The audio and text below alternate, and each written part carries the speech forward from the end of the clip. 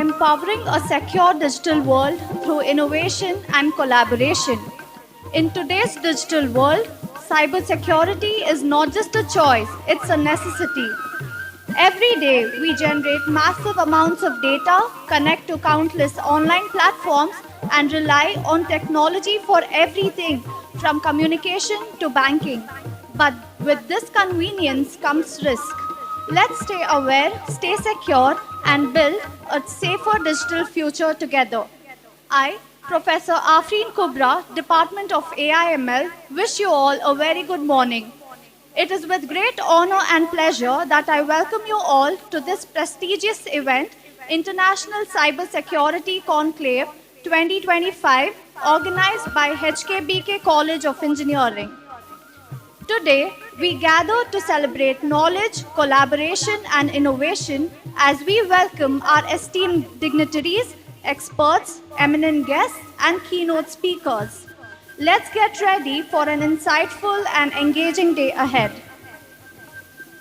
Now, I request our chief guest, Shri Mohammad Nazir, Managing Director of KMDC, Guest of Honor, Dr. Dilip Krishna, Executive Council Member, VTU, and Shri Alok Kumar, ADGP, Government of Karnataka, Keynote Speaker, Dr. Mohammad Misbahuddin, Scientist F and Head of ACTS and BD CDAC.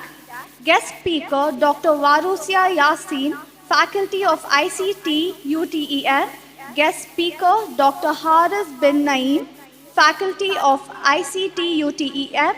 Our Principal Chair ICSC Dr. Mohammad Riaz Ahmad. Convener ICSC Dr. Tabassum Ara to kindly take their seats on the dais as we start with today's proceedings. Your presence here truly honors us and we are deeply grateful. We look forward to an inspiring and productive day ahead.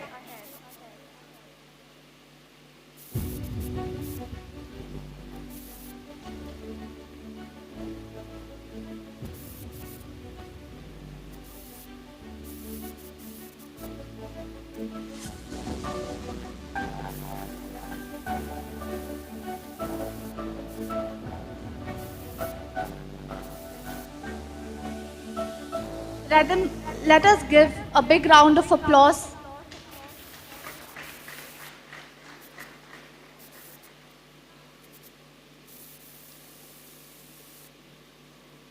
I extend a warm welcome to our guests and participants. I now invite Professor Noor Aisha, Department of Electronics and Communication, to deliver the welcome speech.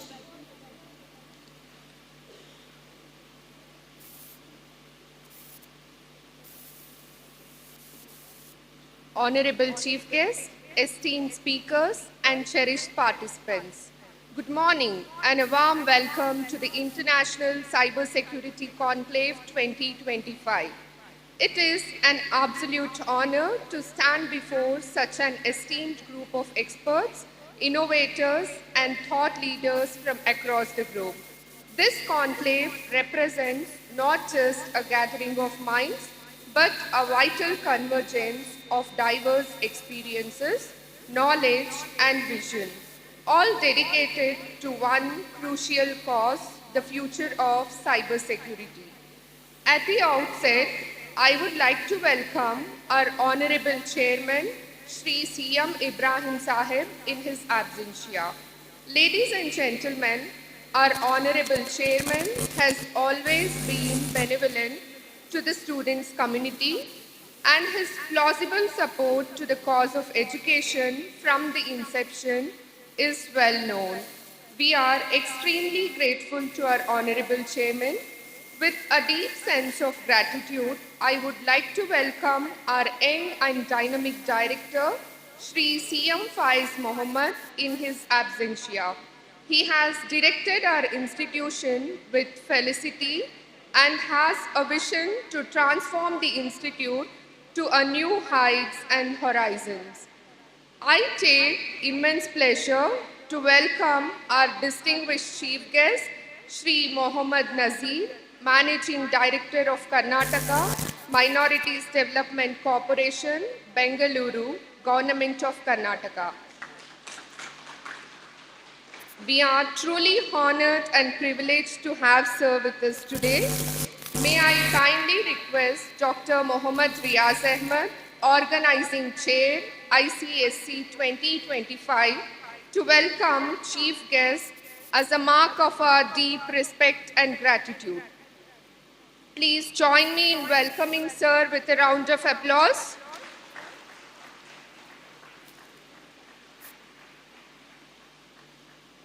Thank you, sir. Now, I would like to welcome Dr. Mohammad Riaz Ahmed, Organizing Chair, ICSC 2025. Sir is an esteemed academician and a visionary leader whose dedication to academic excellence and fostering innovation has shaped the growth and success of this institution.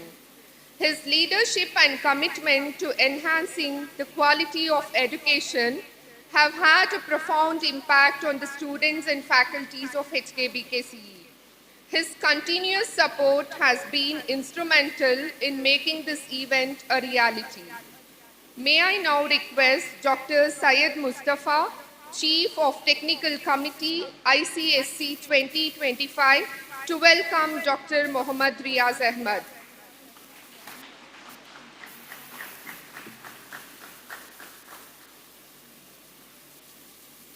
Thank you, sir. We are deeply honored to welcome our guest of honor, Dr. Dilip Krishna, Executive Council Member, BTU, whose exceptional knowledge and expertise add immense value to this platform.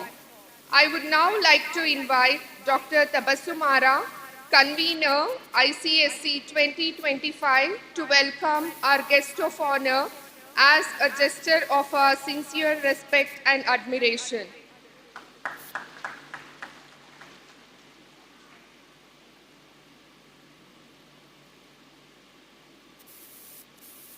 Thank you, madam.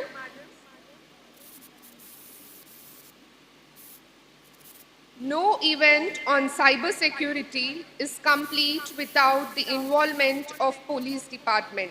We are equally delighted to welcome our distinguished guest of honor, Sri Alok Kumar, Additional Director General of Police, Bengaluru, Government of Karnataka, in his absentia.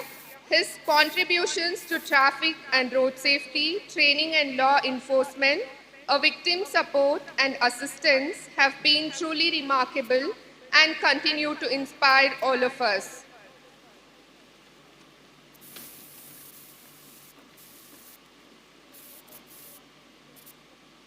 I extend my warm welcome to Dr. Tabassumara, Convener, ICSC 2025.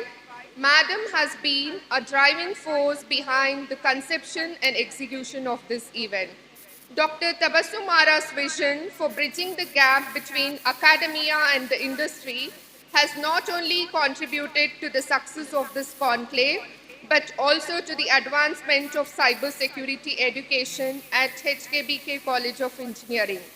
Her dedication and passion for creating platforms like this to foster knowledge, sharing, and collaboration are truly commendable. May I now call upon Dr. Smita Kurian, co-convener ICSC 2025, to welcome Dr. Tabassumara.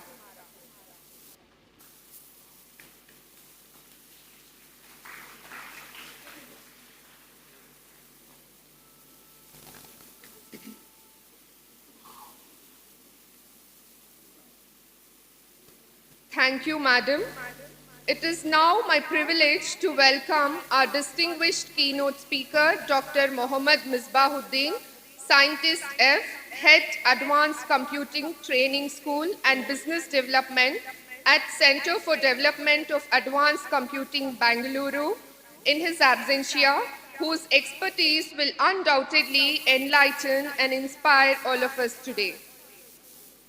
Continuing with our celebrations of knowledge, I would like to welcome our guest speaker, Dr. Warushia Yasin, Faculty of Information and Communication Technology, University Technical Malaysia, whose contributions to cybersecurity are immensely valued in the academia and industry sectors. I invite Dr. Mas Ahmed, Chief of Program Committee, ICSC 2025, to welcome Dr. Varusia Yasin with a token of gratitude. Let's have a round of applause for Dr. Varusia Yasin.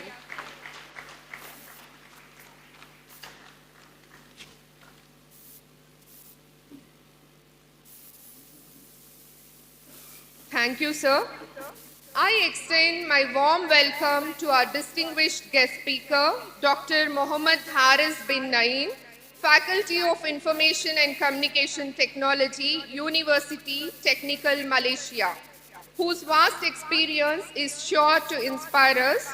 I invite Professor Sumaya Banu, Chief of Program Committee, ICSC 2025, to welcome our guest speaker with a token of respect. Let's have a round of applause for Dr. Haris.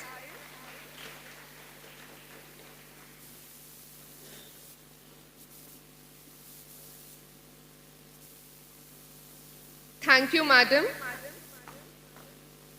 It is with great pleasure we welcome the esteemed co-convener, Dr. Smita Kurian, Chief of Organizing Committee, Dr. Salim Sharif, Chief of Technical Committee, Dr. Syed Mustafa, Chief of Program Committee, Dr. Mas Ahmed, and Professor Sumaya Banu. Your outstanding efforts in making this conclave a resounding success are truly commendable.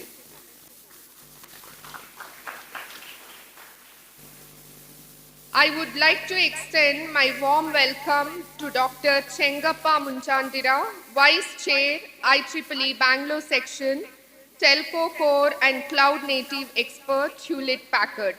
May I now call upon Dr. Smita Kurian, Co-Convener, ICSC 2025, to welcome our expert panel member with a token of appreciation.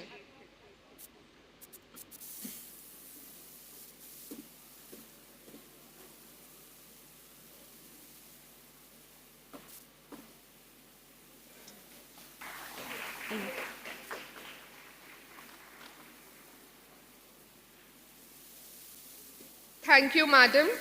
I extend my warm welcome to Sri S.S. Afsar Khadri, entrepreneur, educationist, social scientist, and public speaker. I would like to call upon Dr. Mas Ahmed, Chief of Program Committee, ICSC 2025, to welcome our expert panel member with a token of appreciation. Thank you, sir. I would like to extend my warm welcome to Mr. Mohammad Hakim, Faculty of Information and Communication Technology, Malaysia. May I now call upon Dr. Salim Sharif, Chief of Organizing Committee, ICSC 2025, to welcome our expert panel member with a token of appreciation. Thank you, sir.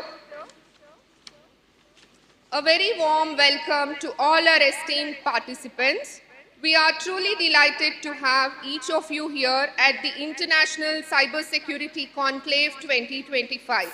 Whether you are an academician, a researcher, a practitioner, or an industry expert, your presence here speaks to your commitment to advancing the field of cybersecurity and your dedication to tackling the complex challenges we face in this rapidly evolving digital landscape. This conclave is not just an event, it is a collaborative space for knowledge exchange, innovative discussions, and the forging of valuable connections. Your participation is at the heart of this conclave success, and we are excited to see the collective impact we can make in driving positive change in this critical field. Ladies and gentlemen, let us all join hands in welcoming these esteemed leaders and pioneers with a resounding round of applause. We are truly fortunate to have such a distinguished personalities with us today who continue to shape the future of cybersecurity. Thank you. Thank you for the warm welcome, madam. Light symbolizes knowledge, wisdom, and positivity.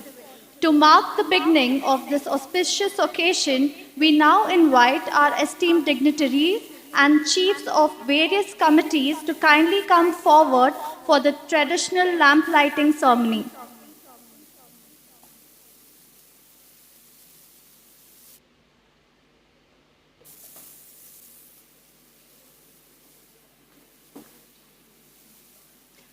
I request the panelists also to join the light lamping ceremony.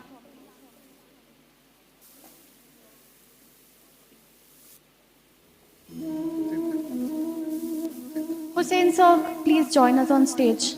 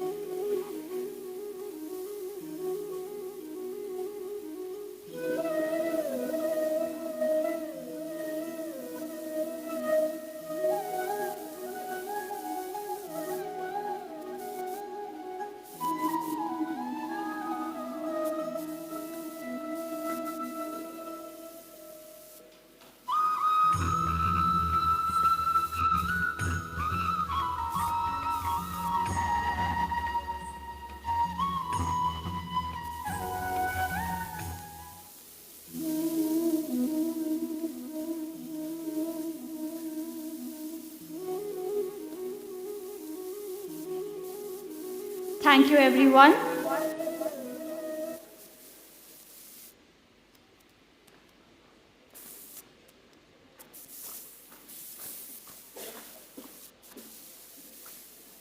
To honor our cultural heritage, let us now listen to the soulful rendition of Nada Gite. Please join us in paying respect. I request all of them to rise for the Nada Gite.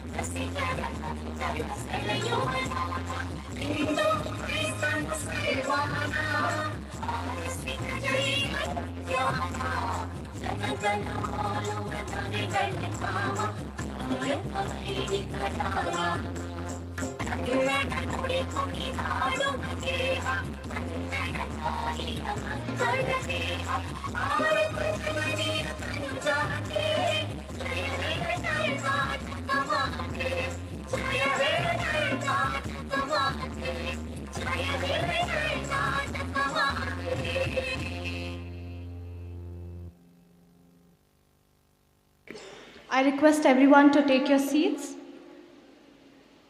To introduce today's event and its significance, it's my pleasure to invite our esteemed convener, Dr. Tabassum Ara. Madam, please take the stage.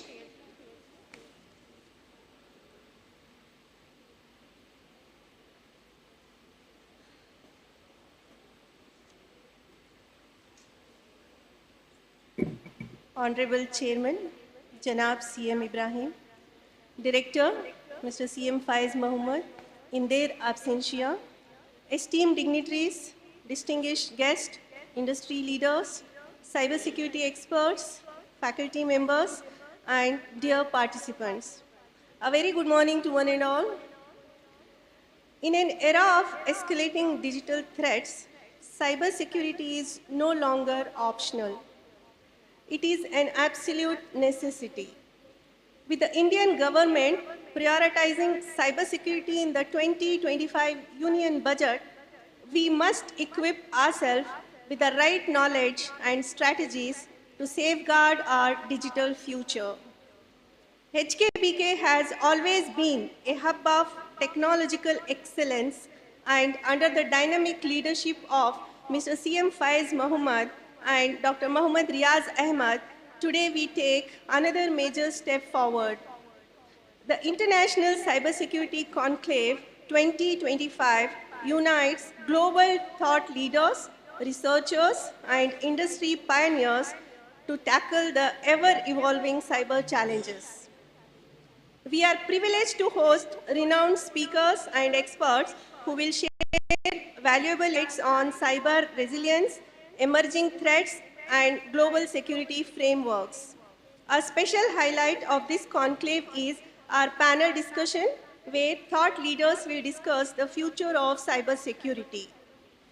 At this moment, I extend my heartfelt gratitude to Karnataka Minorities Development Corporation and Sri Muhammad Nazir, Managing Director of KMDC, for sponsoring skill-based training at CDAC, empowering students in full-stack development, data science, artificial intelligence, and cybersecurity. Special thanks to Dr. Misbauddin, scientist and head ACTS and BD of CDAC, for this valuable collaboration. We are also proud of Skill Center, which bridges the gap between academia and industry, and our recent achievements, the AICT Idea Lab grant of 1.1 crores and our active participation in Pradhan Mantri Kaushalya Vikas Yojana and Pradhan Mantri Vishwakarma Yojana. These initiatives are testament to our commitment to research, innovation, and skill development, empowering our students with industry-relevant expertise. This progress would not have been possible without the valuable guidance and unwavering support of Dr. Dilip Krishna, Executive Council Member, VTU Belagavi, whose insights and leadership have played a very crucial role in our journey. We sincerely thank and appreciate his continued support and look forward to VTU's guidance in our pursuit of autonomy, further strengthening our ability to drive innovation, research, and academic excellence. A key milestone today is the signing of MOU with Defense Security Solutions Private Limited, a pioneer in cybersecurity and defense technology. This collaboration, led by Mr. Altaf Hussain Balsing and Mr. Muhammad Hussain, will provide our students with cutting-edge research and real-world exposure in cybersecurity solutions. None of this would have been possible without the tireless efforts of our organizing team and support teams. Their dedication has brought this event to life. With that, I once again extend a warm welcome to all. Let's make the International Cyber Security Conclave 2025 a platform for knowledge sharing, collaboration, and impactful discussion. Together, let's build a cybersecurity future. Thank you. Thank you, Madam. I extend my warm welcome to Shri Mohammad Hussain, co-founder, Defense Security System and Solutions Private Limited. May I now call upon Dr. Salim Sharif, Chief of Organizing Committee, to welcome Shri Mohammad Hussain.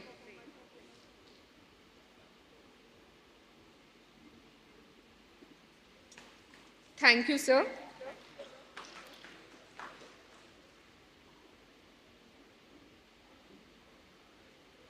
Moving ahead, I call upon Professor Priyanka, Department of Humanities, to introduce the chief guest, Shri Mohammad Nazir, Managing Director, KMDC, to the gathering. It is a privilege to welcome Shri Mohammad Nasir, the Managing Director of Karnataka Minorities Development Corporation, KMDC, to our event today. Shri Mohammad Nasir is a distinguished civil engineer, has dedicated over 2 decades to public service. He began his journey with the Karnataka government in 1997 and has since held key positions including Commissioner of Mangalore Urban Development Authority, Managing Director of Mangalore Smart City Limited, and Secretary of Karnataka State Minority Commission. Currently, as a Managing Director of KMDC, he continues to play a crucial role in the development and welfare of minority communities. In recognitions of his exceptional service, he was honored with the Sarvottama Seva Award by the Government of Karnataka in 2022. We are honored to have him with us today and look forward to his insights and contribution. Please join me in welcoming Shri Mohammad Nazir.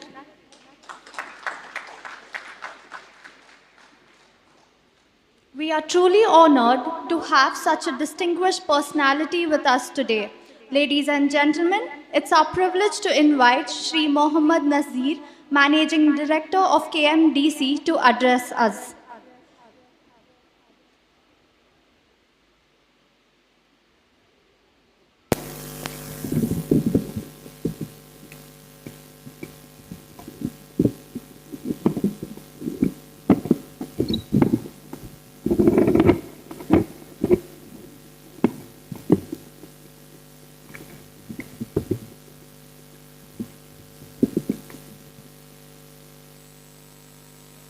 Good morning, friends. Dignitary on the dais and the guests from the various colleges and representative from Malaysian Technical University. It's indeed great privilege to be here on this occasion of International Cyber Security Conclave 2025, organized by HKBK College of Engineering. First, I like to congratulate Riaz Ahmed and all his team organization committee for conducting this beautiful event. So I am representing Government of Karnataka, mainly Karnataka Minority Development Corporation. So I like to speak in Kannada. So ಎಲ್ರಿಗೂ ನಮಸ್ಕಾರ. ತುಂಬ ಸಂತೋಷ ಆಗ್ತಾ ಇದೆ ಈ ಕಾರ್ಯಕ್ರಮದಲ್ಲಿ ಭಾಗವಹಿಸಲಿಕ್ಕೆ. ಇದು ಇವತ್ತಿನ necessity ಕೂಡ. ಸೈಬರ್ ಸೆಕ್ಯೂರಿಟಿ ಅನ್ನುವಂಥದ್ದು ಲಕ್ಸುರಿಯಾಗಿ ಉಳಿದಿಲ್ಲ. ಇವತ್ತಿನ ಈ ಒಂದು ಟೆಕ್ನಾಲಜಿಕ ಏನು ಫಾಸ್ಟಾಗಿ ಡೆವಲಪ್ ಆಗ್ತಾ ಇದೆ, ಆ ದಿಸೆಯಲ್ಲಿ ಈ ಒಂದು ಸಬ್ಜೆಕ್ಟ್ ಬಹಳ ಮಹತ್ವವನ್ನು ಪಡೆದಿದೆ, ಅಗತ್ಯ ಕೂಡ ಇದೆ. ಆ ದಿಸೆಯಲ್ಲಿ ಇವತ್ತು ಈ ಒಂದು ಕಾರ್ಯಕ್ರಮವನ್ನು ಎಲ್ಲ ಕಾಲೇಜಿನ ಫ್ಯಾಕಲ್ಟಿಯವರಿಗೆ ಅನುಕೂಲ ಆಗುವಂತೆ SKBK ಕಾಲೇಜವರು ಏರ್ಪಡಿಸಿದ್ದಾರೆ. ತಮಗೆಲ್ಲ ಗೊತ್ತಿದೆ, IT ಆಕ್ಟ್ 2000 ಅಲ್ಲಿ ಬಂದಿದೆ. ಅದರಲ್ಲೂ ಕೂಡ ಈ ಸೈಬರ್ ಕ್ರೈಮ್ಗೆ ಸಂಬಂಧಪಟ್ಟ ಹಾಗೆ ಏನೇನು ಪ್ರೊವಿಷನ್ಸ್ ಇದೆ, ಅದೇ ಬೇಸಿಸಲ್ಲಿ ಇವತ್ತು ಕೂಡ ನಮ್ಮ ಕೇಂದ್ರ ಸರ್ಕಾರ ಇರ್ಬೋದು, ರಾಜ್ಯ ಸರ್ಕಾರ ಇರ್ಬೋದು, ಸೈಬರ್ ಪೊಲೀಸ್ ಸ್ಟೇಷನ್ಗಳನ್ನು ಕೂಡ ಸ್ಥಾಪನೆ ಆಗಿದೆ. ಬಟ್ ಸ್ಟಿಲ್ ಇವೆಲ್ಲ ಇದ್ದುಕೊಂಡ್ರೂ ಕೂಡ ತಾವು ನೋಡ್ತಾ ಇದ್ದೀರಿ, varieties of cyber crimes happens daily. ಅದು ದಿನದಿಂದ ದಿನಕ್ಕೆ ಹೊಸ ಹೊಸ ವಿಧಾನಗಳಲ್ಲಿ ಆಗ್ತಾ ಇದೆ. ಸೊ ಆ ದಿಶೆಯಲ್ಲಿ ಇವತ್ತು ಮಾಡಿರುವಂಥ ಈ ಪ್ರೋಗ್ರಾಮ್ ತುಂಬ ಪ್ರಸ್ತುತ ಅನಿಸ್ತದೆ ಇವತ್ತಿನ ದಿನಕ್ಕೆ. ಆ ದಿಶೆಯಲ್ಲಿ ಮತ್ತೊಮ್ಮೆ ನಾನು ಈ ಎಲ್ಲ SKBK ಟೀಮ್ ಅವರಿಗೆ ನಾನು ಅಭಿನಂದನೆಯನ್ನು ಸಲ್ಲಿಸ್ತೇನೆ. ಇದರ ಜೊತೆಗೆ ಇವತ್ತು ನನಗೆ ಇಲ್ಲಿ ಬಂದು ಒಂದೆರಡು ಮಾತನ್ನು ಆಡ್ಲಿಕ್ಕೆ ಅವಕಾಶ ಕೊಟ್ಟಿದ್ದಾರೆ. ಮುಖ್ಯವಾಗಿ ನಾವು 1986ರಿಂದ ಇದೆ ಕರ್ನಾಟಕ ಮೈನಾರಿಟಿ ಡೆವಲಪ್ಮೆಂಟ್ ಕಾರ್ಪೊರೇಷನ್. ಮುಖ್ಯವಾಗಿ ಮೈನಾರಿಟಿ ಸ್ಟೂಡೆಂಟ್ಸಿಗೆ ಒಂದು ವಿದ್ಯಾಭ್ಯಾಸದ ಒಂದು ಪ್ರೊಫೆಷನಲ್ ಇದರಲ್ಲಿ ಕೋರ್ಸಸ್ಗಳಲ್ಲಿ ಉತ್ತೇಜನ ನೀಡುವ ಸಲುವಾಗಿ 1986ರಿಂದ ಬಹುಶಃ ತಾವು ಕೇಳಿರ್ಬೋದು ಅರಿವು ಯೋಜನೆ ಅಂತ. It's a very flagship programme of government of Karnataka for the minorities. ನಾವು ಸುಮಾರು ಲಕ್ಷಗಟ್ಟಲೆ, ಬಹುಶಃ ಲೆಕ್ಕ ಇರಲಿಕ್ಕಿಲ್ಲ, ಅಷ್ಟೊಂದು ಸ್ಟೂಡೆಂಟ್ಗಳಿಗೆ ಈ ಯೋಜನೆ ಮೂಲಕ ನಾವು ಆರ್ಥಿಕವಾದಂತಹ ಸಹಾಯವನ್ನು ನೀಡ್ತಾ ಬಂದಿದ್ದೀವಿ. ಬಹುಶಃ ಅದು ಇವತ್ತು ಎಲ್ಲಿವರೆಗೆ ಬಂದಿದೆ ಅಂತ ಹೇಳಿದ್ರೆ, ಪ್ರತಿ ವರ್ಷ ನಾವು ಸುಮಾರು 80ರಿಂದ 90 ಕೋಟಿ ರೂಪಾಯಿಗಳನ್ನು ಮೈನಾರಿಟಿ ಸ್ಟೂಡೆಂಟ್ಸ್ಗೆ ಈ ಯೋಜನೆ ಮೂಲಕ ನಾವು ಆರ್ಥಿಕವಾಗಿ ಸಹಾಯ ಮಾಡ್ತಾ ಇದ್ದೀವಿ. ಈ ವರ್ಷವು ಇದುವರೆಗೆ ಸುಮಾರು 80 ಕೋಟಿಗಳನ್ನು ಬೇರೆ ಬೇರೆ ಇಂಜಿನಿಯರಿಂಗ್ ಇರ್ಬೋದು, ಆರ್ಕಿಟೆಕ್ಚರ್ ಇರ್ಬೋದು, ಡೆಂಟಲ್ ಇರ್ಬೋದು, ಮೆಡಿಕಲ್ ಇರ್ಬೋದು, ಅಗ್ರಿಕಲ್ಚರ್ ಸೈನ್ಸಸ್ ಇರ್ಬೋದು, ಫಾರ್ಮೆಟಿಕಲ್ ಸೈನ್ಸಸ್ ಇರ್ಬೋದು, MBA ಇರ್ಬೋದು, MCA ಇರ್ಬೋದು, LLB ಕೋರ್ಸ್ಗಳಿಗೆ ಓದಲಿಕ್ಕೆ ಅವರಿಗೆ ಸಹಾಯ ಮಾಡ್ತಾ ಬಂದಿದೆ. ಅದರ ಜೊತೆಗೆ ಈಗ ನಾವು CDAC ಸಂಸ್ಥೆಯ ಒಂದು ಸಹಯೋಗದಿಂದ ಫೈನಲ್ ಇಯರ್ ಇಂಜಿನಿಯರಿಂಗ್ ಸ್ಟೂಡೆಂಟ್ಸ್ಗೆ ಈ ವರ್ಷದಿಂದ ನಾವು CDAC ಮೂಲಕ ಇದೇ ಸೈಬರ್ ಸೆಕ್ಯೂರಿಟಿ ಜೊತೆಗೆ ಆರ್ಟಿಫಿಷಿಯಲ್ ಇಂಟೆಲಿಜೆನ್ಸ್ ಆಮೇಲೆ ಡೇಟಾ ಸೈನ್ಸ್ ಬಗ್ಗೆ 400 ಅವರ್ಸ್ನ ಒಂದು ಸ್ಕಿಲ್ ಡೆವಲಪ್ಮೆಂಟ್ ಟ್ರೈನಿಂಗ್ ಅನ್ನು ಕೂಡ ಪ್ರಾರಂಭ ಮಾಡ್ತಾ ಇದೆ. ಮೋಸ್ಟ್ಲಿ ಇನ್ನೊಂದು 15 ಡೇಸ್ ಒಳಗಡೆ ಅದು ಪ್ರಾರಂಭ ಆಗ್ತಾ ಇದೆ. ಸೊ ತಾವು ಬೇರೆ ಬೇರೆ ಕಾಲೇಜಿಂದ ಇಲ್ಲಿ ಬಂದಿದ್ದೀರಿ, ತಮ್ಮ ಹತ್ರ ರಿಕ್ವೆಸ್ಟ್ ಮಾಡ್ತಾ ಇದ್ದೀನಿ, ನಮ್ದು KMDC ಆನ್ಲೈನ್ ಈಗಾಗಲೇ ಇದು portal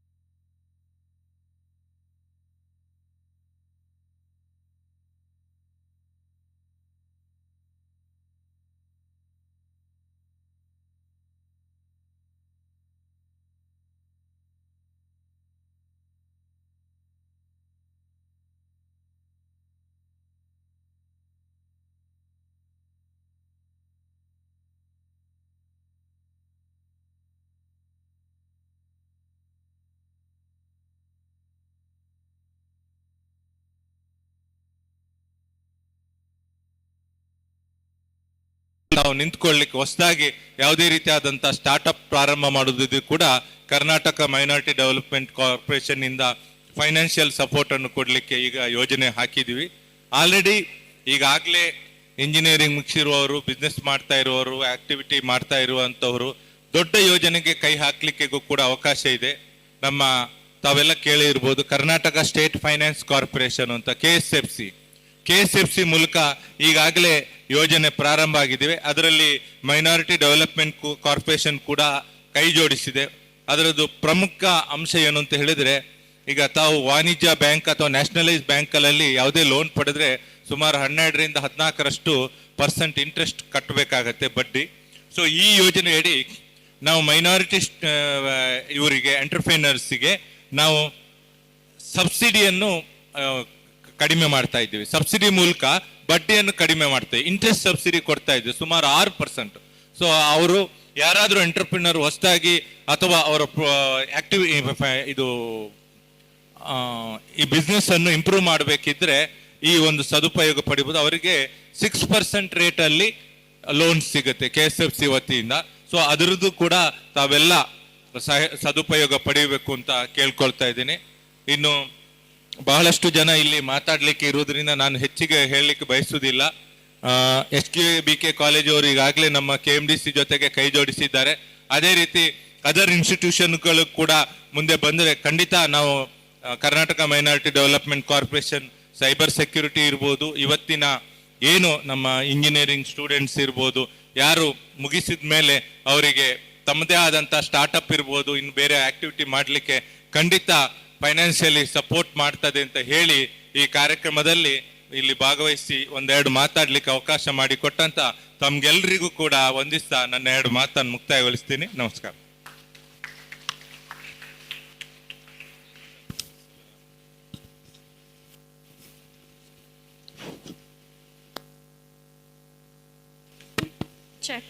Check. It is now my privilege to welcome our distinguished keynote speaker, Dr. Mohammad Misbauddin, Scientist F, Head, Advanced Computing Training School and Business Development at Center for Development of Advanced Computing, Bengaluru, whose expertise will undoubtedly enlighten and inspire all of us today. May I now kindly request Dr. Salim Sharif, Chief of Organizing Committee 2025, to welcome Dr. Misbauddin as a mark of our sincere gratitude.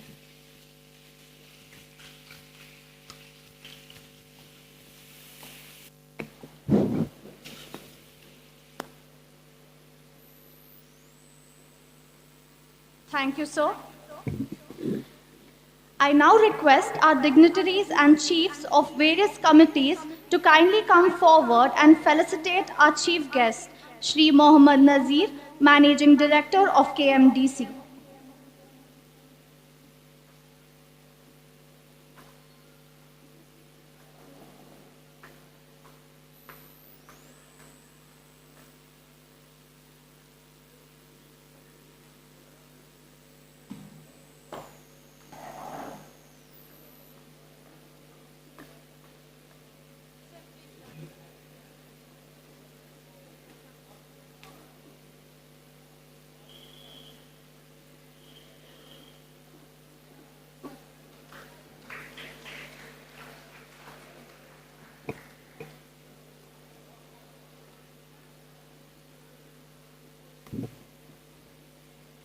I kindly request everyone to clap your hands.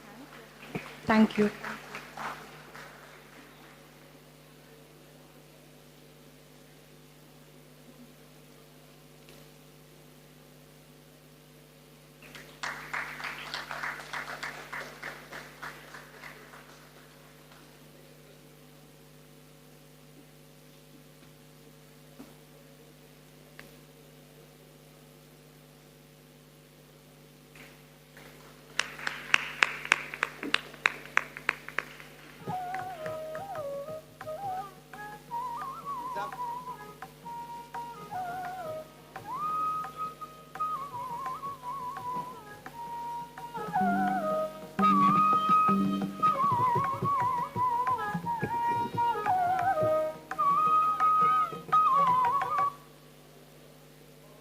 We are honored to welcome Dr. Dilip Krishna, a distinguished individual with significant contribution across various sectors.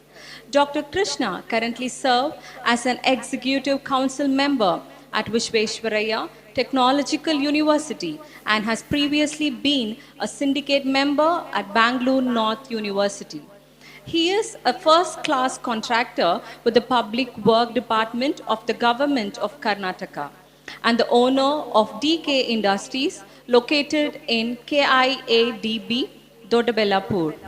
Additionally, Dr. Krishna is a professor and a director at MVM Educational Trust, Elanka, Bangalore, and a governing council member of the National Education Society of Karnataka. Dr. Krishna's academic and administrative achievements includes playing in a key role in acquiring land and establishing infrastructure for Bangalore North University, implementing a data center for ICT in examination, and leading the implementation of the National Education Policy NEP at BNU. He also contributed to the launch of PG courses like management and law and has been instrumental in organizing South India inter-university tournaments. In public works and infrastructure, Dr. Krishna has overseen significant projects such as road winding, college building construction, and urban infrastructure development through wide topping road with BBMP limits. His professional experience in industry includes contributions at ITC Infotech, where he worked on projects related to defense, aerospace, and automotive industries. He played a vital role in implementing product lifecycle management tools for various defense and aerospace projects, including those of DRDO, Hall, and TVS Motors. As an academician, Dr. Krishna has published multiple research papers in IFRS, banking regulations, and value-based management education. He also served as a visiting faculty member of the Department of Management, CBSMS, Bangalore University. Beyond his professional work, Dr. Krishna is deeply involved in social causes, organizing blood donation camps, and providing free technique and financial guidance to the students in need. His vision is to drive the effective implementation of NEP in Karnataka, promoting application-oriented education, and introduce innovative technology-driven teaching methodologies to improve the quality of higher education. We are privileged to have Dr. Dilip Krishna with us today, and we look forward to benefiting from his invaluable insight and expertise. We are eager to hear a few words from our esteemed guest. May I kindly invite Dr. Dilip Kumar to share their thoughts with us. Everyone, please put your hands together to welcome our guest of honor. Over to you, sir.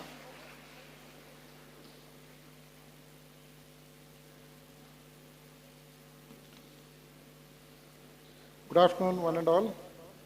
Honorable guests, faculty members, industry leaders, cyber security experts, warriors, and my dear students. It's a privilege to stand before you today in this esteemed Cyber Security Conclave, where the brightest minds in technology, governance, and security come together to shape the future of cyber security. This gathering is more than just a meeting of experts. It is a call to action and call to safeguard our nation's business and individuals from growing threats in cyberspace. We all know that we live in an era of unprecedented digital transformation.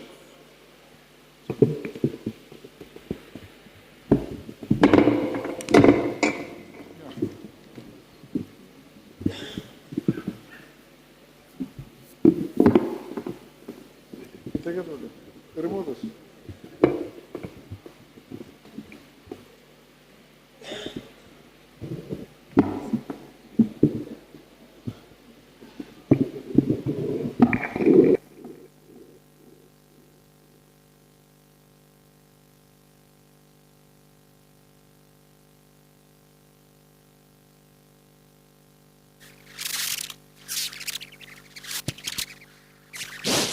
check.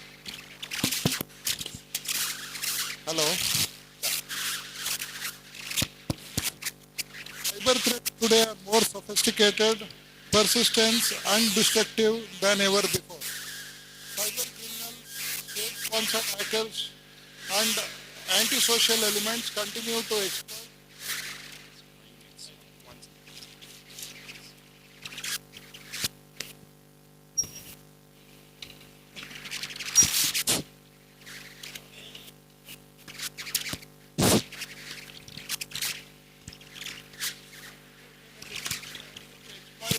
Vulnerability in our systems, threatening to economies, national security itself. Cyber security is a national and a global priority today. Cyber security is no longer a technical challenge. It is a strategic imperative. It impacts economic stability, public trust, and even geopolitical relations.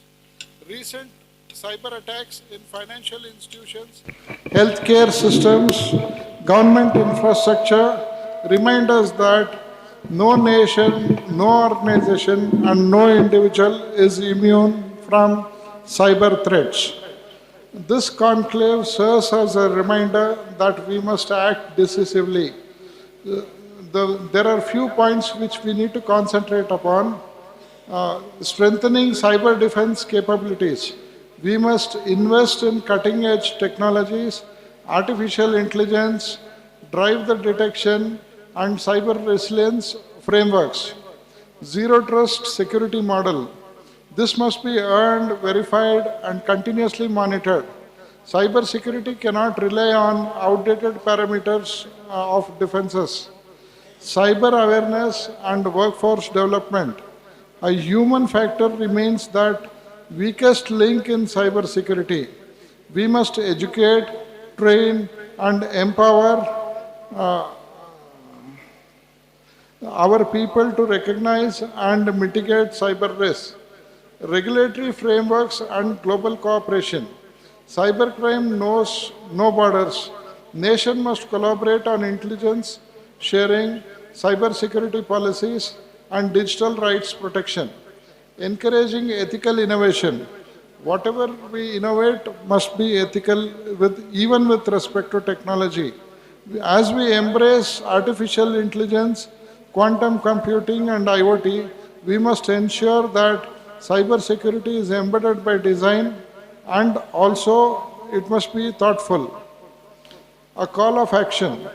Cyber security is not just a responsibility of governments or enterprises. It is a shared duty from policymakers to IT professionals, from faculty members to students to CEOs. Each of us plays a vital role in securing our digital future. As a member of this conclave, I urge all stakeholders to take proactive steps to invest your knowledge in initiative mind and finance in cybersecurity infrastructure, to foster a culture of digital resilience and to work together in securing our cyber frontiers. Let us not wait for next cyber crisis to act. Let us lead the way, innovate responsibly, and protect the future of our digital world together. Thank you for this conclave. May this conclave be a milestone in fighting our cyber security system. And I thank Mr. Nazir sir and Tabsum madam for giving me opportunity to be a part of this program. And I also thank Sir Mohammed Nazir sir for helping HKBK get this wonderful program. And I request students to make best use of this. Thank you.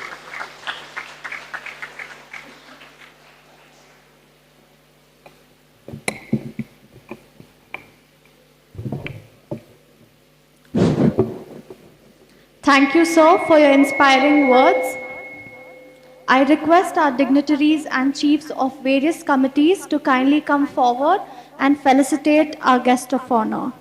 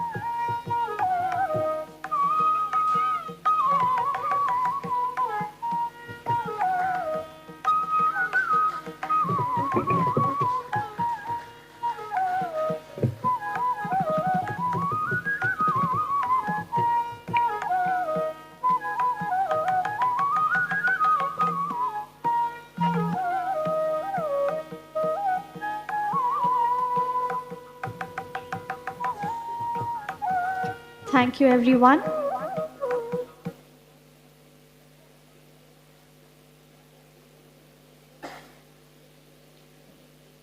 Today marks a significant step in advancing cybersecurity research, innovation, and collaboration.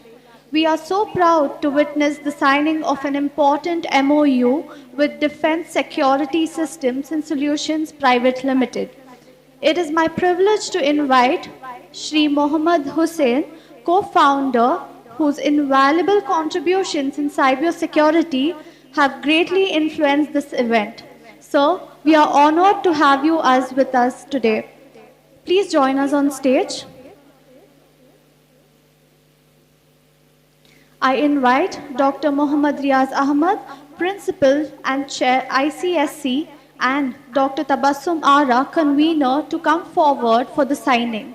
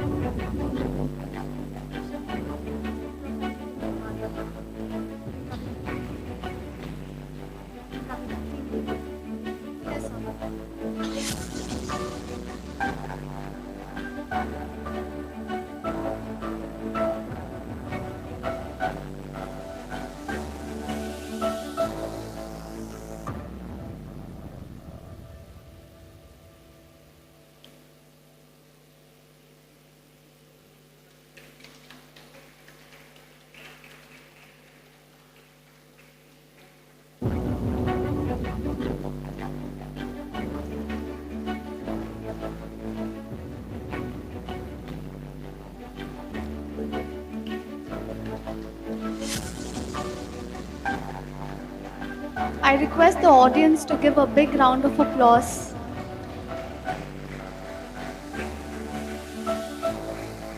Congratulations! This marks the beginning of fruitful partnerships and academic excellence.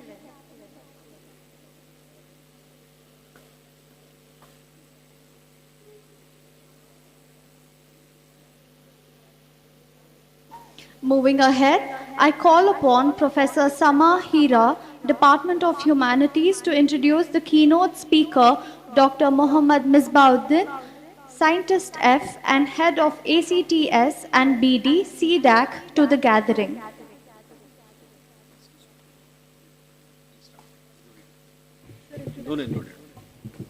Thank you very much. I'll directly start.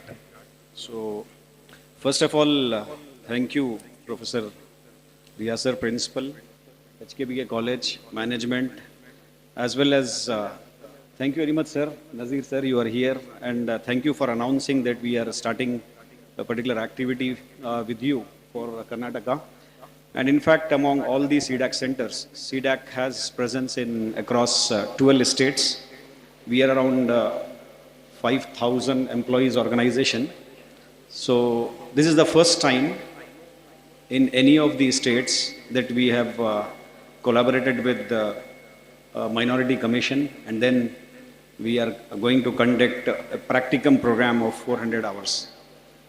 So thank you for taking that initiative, sir, and let me acknowledge the fact that when I went to sir first time, so the first reaction of him when I presented this idea, immediately he said that I am also an engineer. I understand the importance of this upskilling and the industry readiness. So yes, we have to do something in that particular regard. And now it has taken a shape. So thank you for that, sir. If my presentation.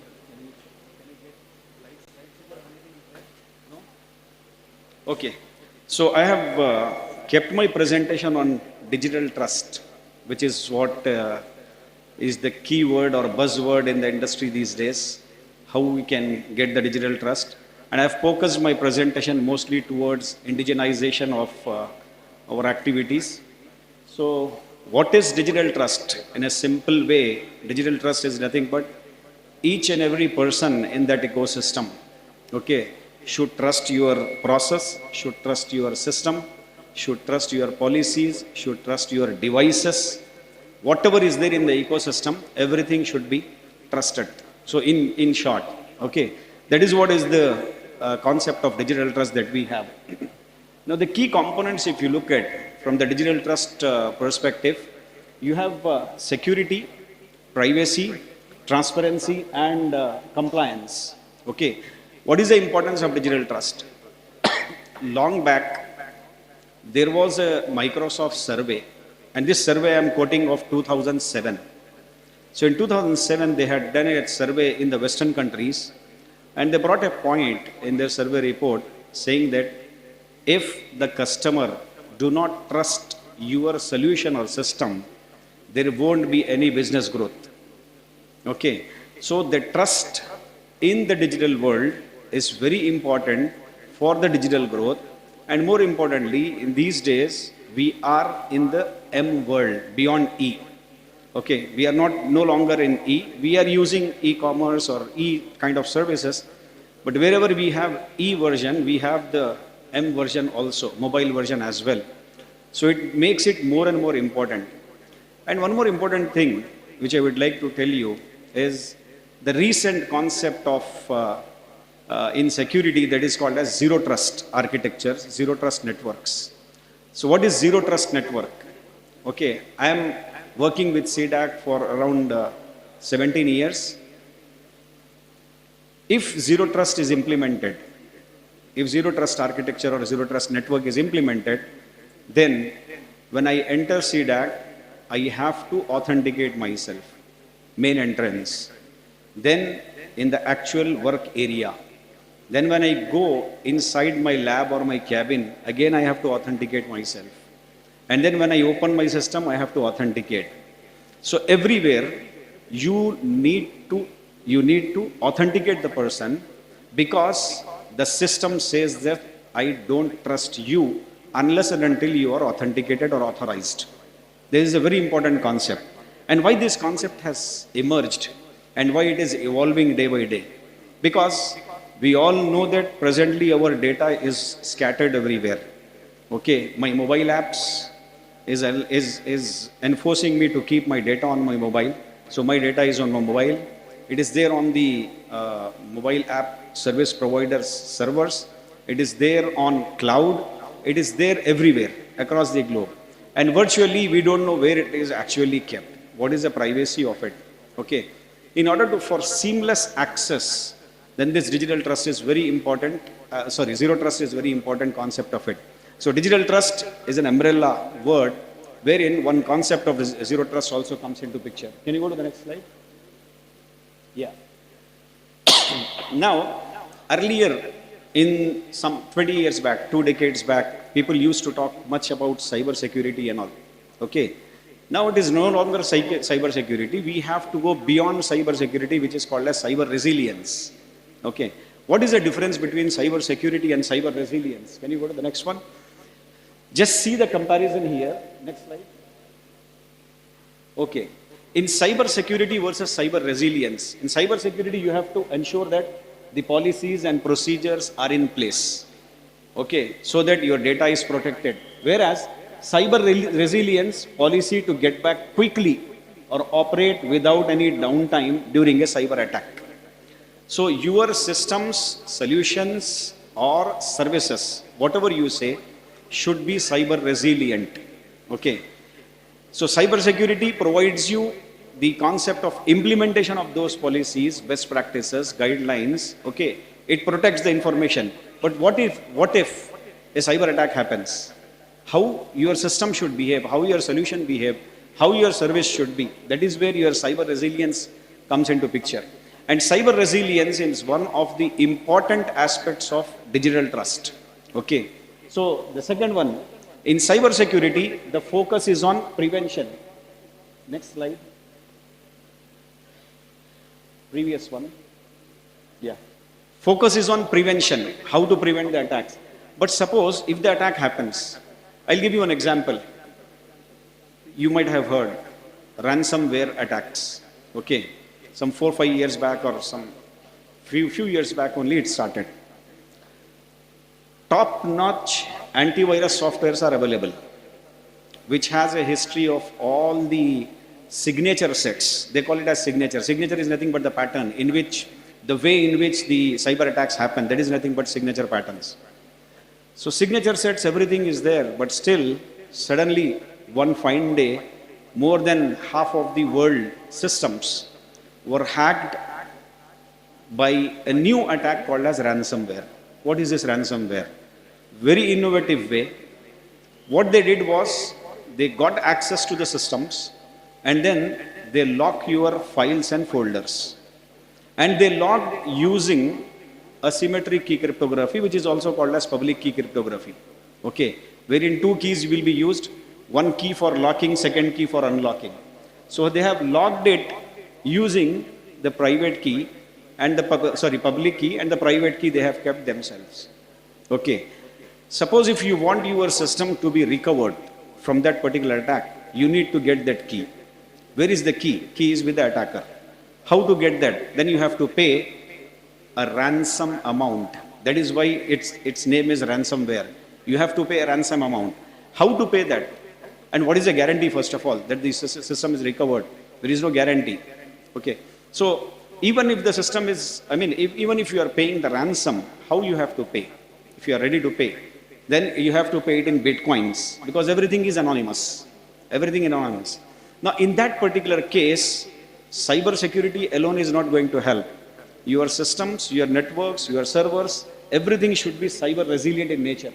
And then cyber security ensures the risk reduction, whereas cyber resilience ensure continuity of the operations. We have 2 DR sites in our center here in Electronic City, disaster recovery sites. And those 2 are of national importance, very sensitive agencies, I cannot name it. So the uptime that we have signed MOU with them is 99.9%. 0.1% anyhow, for some human error or something, that can be taken out. But 99% it should be the uptime. That is how the cyber resilience mechanism should work. Plans in place for resuming operations in the event of an attack. Whereas plans in place for carrying out the critical operations without interruptions. When you are taking the backup, when you are keeping the servers up, what happened to the Microsoft operations? Few months back, 6-7 months back, okay, there was complete blackout, okay, Microsoft operations. So there, the test of cyber resilience came into picture. Go to the next one. Okay. Now, indigenous solutions. The government of India is pitching a concept called as, already pitched, and they are now walking on that path that is called as Atmanirbhar. What do you mean by Atmanirbhar? It is nothing but self-reliance. What is self-reliance? How much you can rely on outside countries, more specifically in the area of cyber security. Because if my antivirus is coming, that antivirus is coming from some other country. Okay. What is there in that? I really don't know. What is hidden in that? Is there any spy software or a spy code that is there which reads my data? I really don't know. That is where the indigenization of the software is very much important, and more importantly, the indigenization of the entire ecosystem is required. Now, if you don't trust the applications of software which are coming from the other countries, then where is the question of digital trust? Okay, digital trust requires the confidence in the people. If I am using my system, I should be firm. Okay, I'll just ask one question to you. Is there anyone who is not having Aadhaar? Anyone? Just raise your hands. Except the few international guests. Obviously, they will not have Aadhaar. So, anyone who is not having Aadhaar, everyone is having Aadhaar. Okay. One more question I'll ask you. How many of you, from the heart you say, trust the security of Aadhaar systems? Or you have a doubt? Oh, we have given Aadhaar. Okay, how many of you have a doubt? Okay, so many hands, or almost kind of 70-80% of the participants. That means we have not reached the digital trust level till now, with one identity which we have issued. Okay, I have worked with Aadhaar people very closely way back since its inception because of our projects getting integrated with Aadhaar. One thing I would like to ensure you that Aadhaar authentication ecosystem is very robust, very strong. It has multi-layered security. No one can hack into that one. I don't have time to explain that, but it's quite difficult to hack because the way they have designed the system is very strong. Okay.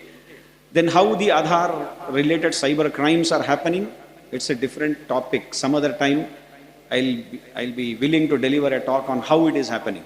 Okay. But rest assured, the Aadhaar authentication ecosystem, the entire trust model that they have built is very strong.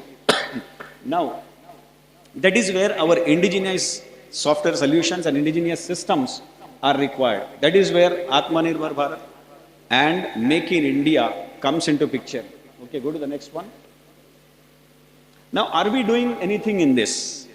If you want to have a digital trust ecosystem in your country, then what all you need? Okay, you need trusted networks, number one.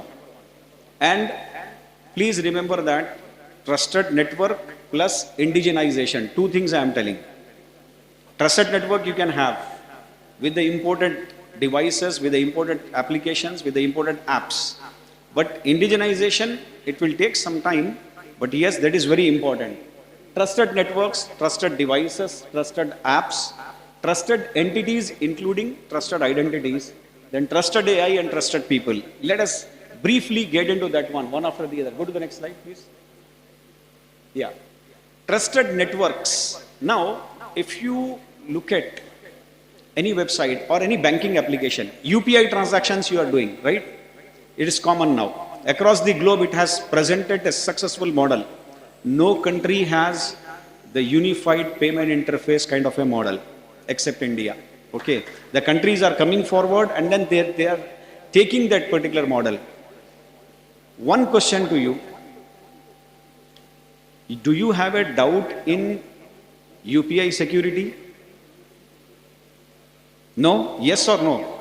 If you have a doubt, just raise your hand. Okay. Why do you have a doubt? Are you paying or not? Or you have stopped UPI? You are paying. You have a doubt, but still you are making your payments using UPI, right? Please remember that entire UPI backbone infrastructure is PKI enabled. PKI is public key infrastructure. Okay. Public key infrastructure is a completely separate topic. Now, this public key infrastructure, whether it has any Indian touch or we are using some foreign algorithms. There is one algorithm that is called as RSA, Rivas, Shamir and Edelman. This is the algorithm that is used across the globe. It is a very strong algorithm that we are using, but at the same time, the digital signatures, the digital certificate, the public key and private key is created within India, within device. It will never come out of the device. Okay. And it has a legal sanctity and legal validity in the court of law in India. So the entire ecosystem that is there in UPI, the entire backbone is fully indigenized right now. Okay, the certificates that are used are Indian certificates, and we have a hierarchical structure wherein the entire trust is there, digital trust is there up to the highest level. Now, second thing, that is where I have given that URL also, cca.gov.in. Now, internet infrastructure. Do we have our own firewall, IDS, IPS, intrusion detection system, intrusion prevention system, or zero trust networks or not? Yes, there are many Indian companies who have come up. Okay, IIT Bombay, they have designed and developed their own firewall, hardware firewall. CDAC, my own center here, Electronic City, they have developed their own application-aware firewall. It is an appliance. Then we have our intrusion prevention system. We have our intrusion detection system. Okay, and all these systems and the security softwares are being used by the defense agencies. Okay, so that kind of security that it provides. Now, there is one more important thing when we talk about networks. You type google.com, right? What is the IP address of that google.com? No one knows. We don't remember also. You type rediff.com. You don't know what is that IP address, 127.10.15. No one remembers that. So there is a concept called as DNS, domain name systems, okay, or domain name servers. Now, these DNS systems actually translates whatever you are typing google.com to the IP address, because the server understands only IP address. Server does not understand google.com. So it is actually resolver. It resolves your entered URL to the IP address. That is what is called as DNS. In a simplest way, I am telling you. Okay. Now, DNS has a lot of attacks. Thousands of attacks are there. So there is a concept called as DNS security. Now, India's first government public resolver is running in CDAC Bangalore, Electronic City. Now, each and every query from most of the South Indian region is redirected through CDAC public resolver. We call it as Rakshak DNS. Okay, Rakshak DNS. Now, even Google has started redirecting the queries. And do you know how many queries how many hits are there on the server? On a daily basis, minimum 3 to 4 million. That means 30 to 40 lakh queries are there on our server. While 30 to 40 lakh DNS queries are coming onto the server, daily basis 1 to 2 lakh attacks are also there on that.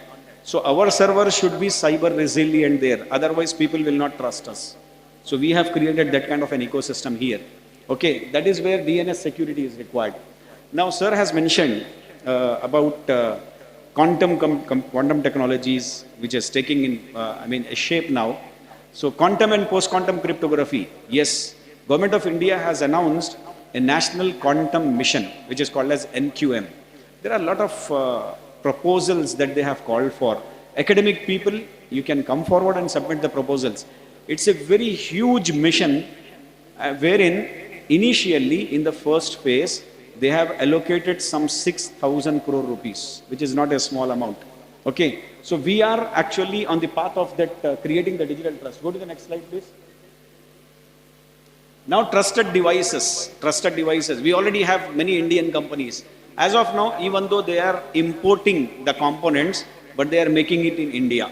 Okay, some way or the other, you can at least make sure that some spy devices are not there. Why I am repeatedly saying spy devices?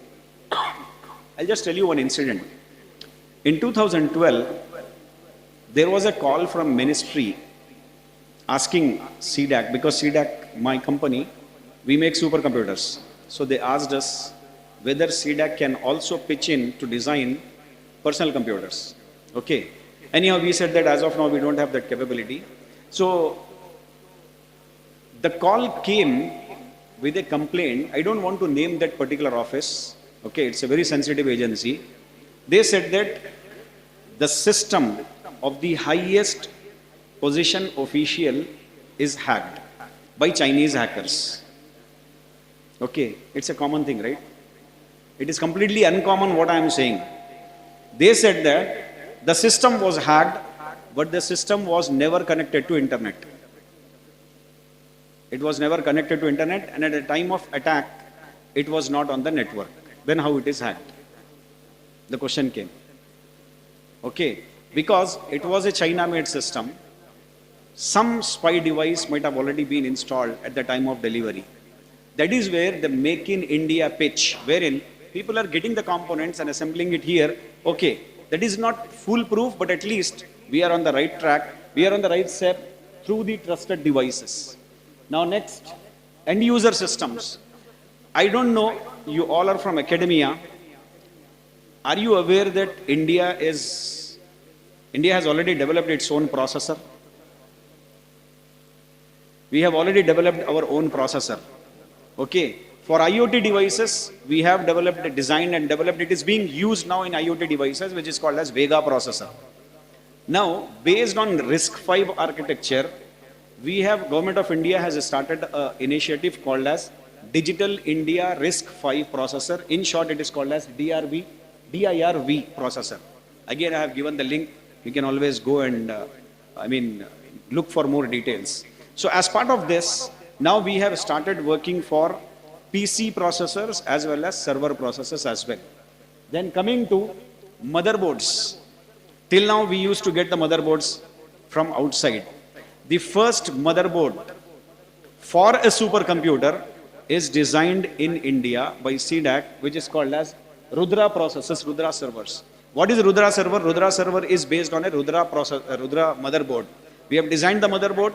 Just 3 months back, Prime Minister has inaugurated the Rudra's motherboard based supercomputers at 4 locations, 2 in Pune and 2 in other places. So already we have our own motherboard, we have our own processors, we have the mobile devices. Go to the next one. Okay. Are you aware that, what is the name of App Store? What is the name of App Store for Google? Google Play Store. What is the name of App Store for iPhone?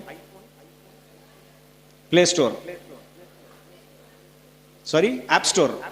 Okay. Do you know that Government of India also has an App Store? Anyone? Please look for it. We have our own App Store, https apps.mgov.gov.in. This is active for last more than a year now. Hundreds of apps are there now. We are creating our own mobile app store also. Many a times when I delivered a talk on basics of cyber security and cyber hygiene practices, many people asked, when we are downloading the app, how to ensure that it is a secure app. It does not have any spy software and all. Generally, Google and Apple, they take utmost care in that. Okay, they follow all the practices. When we also tried to upload one app, they have asked us to do the vulnerability assessment, penetration testing and all. When we submitted those certificates, then only they allowed us to upload that. So they take utmost care. But how about we ourselves having our own app store? So mobile, if you look at this, MGov is mobile governance. So it's a very big division now. CDAC has initiated this project. Now based on this, there are somewhere around 10,000 government departments who are using that particular service. Okay.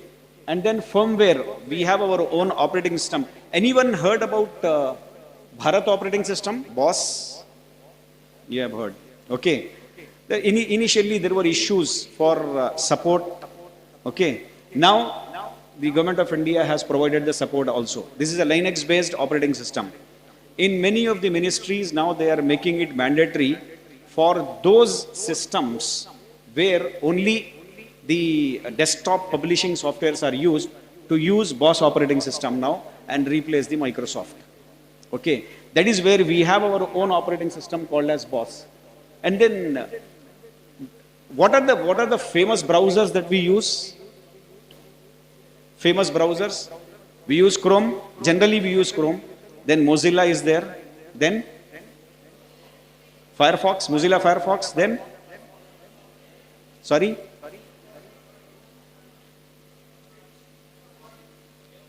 okay, Edge, Microsoft Edge. Are you aware that India is coming up with its own web browser now? The stage is almost completed. We have initiated that particular activity with Ministry of Electronics and IT. We have not developed, we just managed that entire project. So now there are 3 companies which are shortlisted now. Set of features, set of parameters are given by Government of India. How should be the security, how should be the privacy as per Information Technology Act and as per the new regulation that is called as DPDP Act. Okay, so based on those things, based on those parameters, a new web browser challenge was started in August 2023. Okay, now they were given, many startups came in. They were given a challenge, and at every stage, initially they just gave the presentation of what is their idea is. That was a stage 1. Stage 2, they submitted the proof of concept. Stage 3, they submitted the pilot deployment. So that way, multiple stages. Now finally, 3 companies are shortlisted.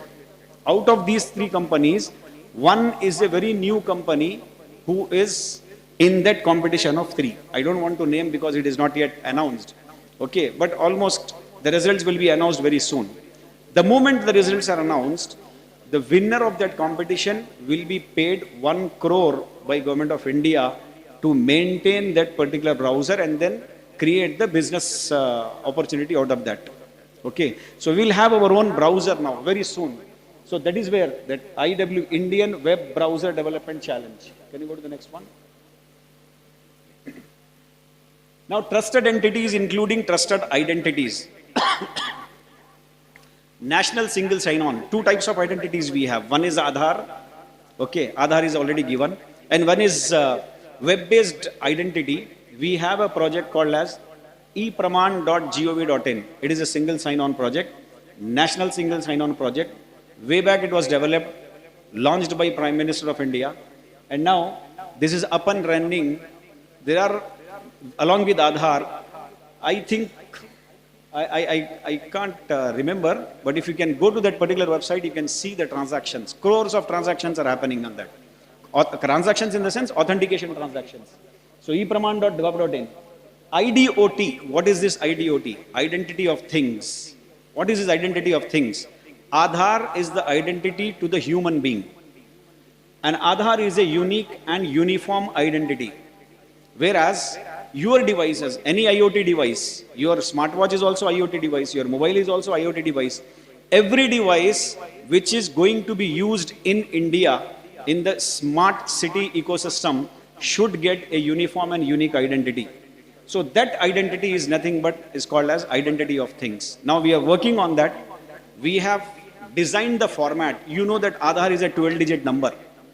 Okay. But when you talk about devices, it should not be a number. Okay, it should be a hexadecimal value. So we have designed a 72-bit identity format already.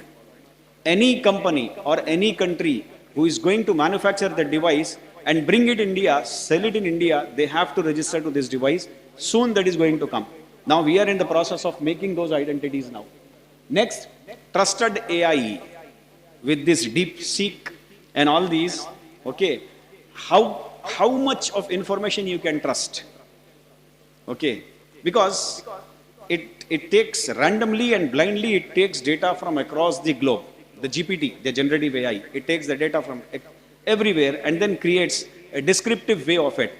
So how to trust that particular content? For that, Government of India has announced a mission that is called as India AI. You might be thinking why I am repeatedly saying all these things. All these projects are for you, researchers, academicians. There are many private universities, private institutions who are coming forward, submitting the proposals and becoming part of this. It is not a distant dream. You apply, if your idea is doable, the ministry has only one way of selecting the project. They are saying that if you are submitting an idea, that idea should not be restricted to your theoretical research. You show us the outcome, you show us the implementation with couple of use cases. If you are able to do that, then you submit the proposal, we'll give you money. So India AI project, again, if you look at LinkedIn, on a daily basis they are posting this. India AI, new posts are coming up, new project proposals are being sought now. Then trusted people. Just now, I think Sir was mentioning about that. The weakest link in the security chain is always a human being. Okay, I have firewall, I have antivirus, I have a very strong network, I have edge devices, I have secure cloud, everything I have. But if a person shares his password with somebody else, no one can help you. So the weakest link in the security chain is human being.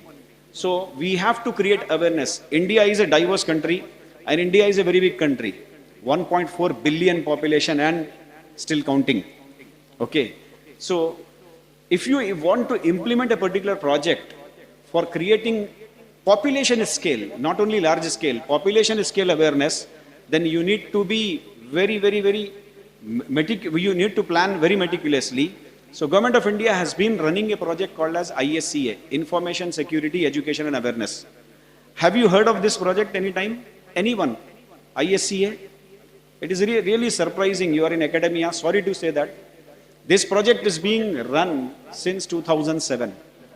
And third phase started just last year. Now CDAC Bangalore is the regional center to create awareness. You please let me know. We'll also come to your college and conduct the events.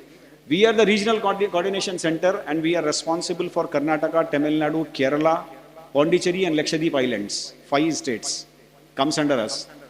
Okay. So this is about cyber hygiene practices and this is about creating awareness among people and creating awareness among engineers also. And if someone wants to become a chief information security officer, we have trainings up to that level. You will be really surprised, somewhere around 400 crore ministry has given to just create the awareness to masses. It is not restricted to only educated people, it is for everyone. Okay. So all these are various schemes of Government of India to bring the trust and, as I told you, trusted devices, right? Trusted servers and trusted AI, trusted people. Everywhere we have that. Now we already have the solutions. I don't want to spend much time in this. Whatever you talk about in network security, we have the solutions for it, indigenous solutions for it. Go to the next one. So there are a few of the URLs that are there. I'll take 1 or 2 questions if you have. Otherwise, thank you very much for giving this opportunity.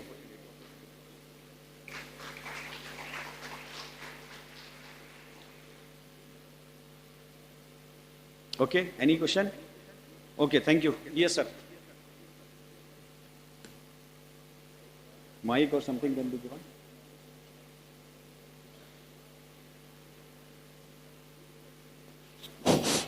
Or else can we take the questions at panel? Principal, sir. Check.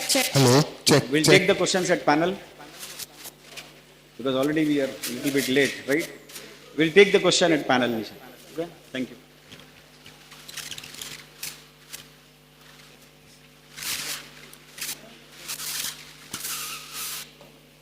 Thank you, sir, for sharing your expertise with us. I request our dignitaries and chiefs of various committees to kindly come on stage and felicitate our keynote speaker.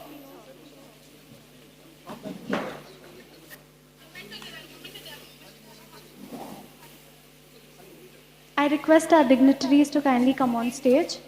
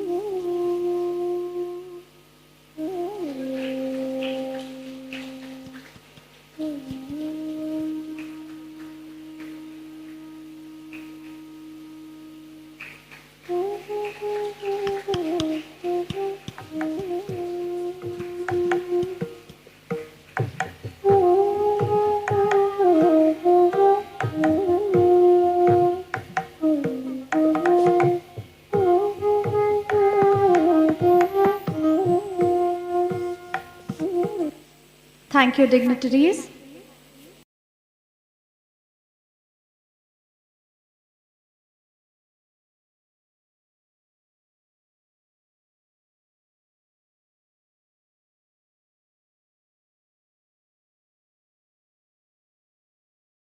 Dr. Warusia Yasin, Faculty of ICT UTEM, to the gathering.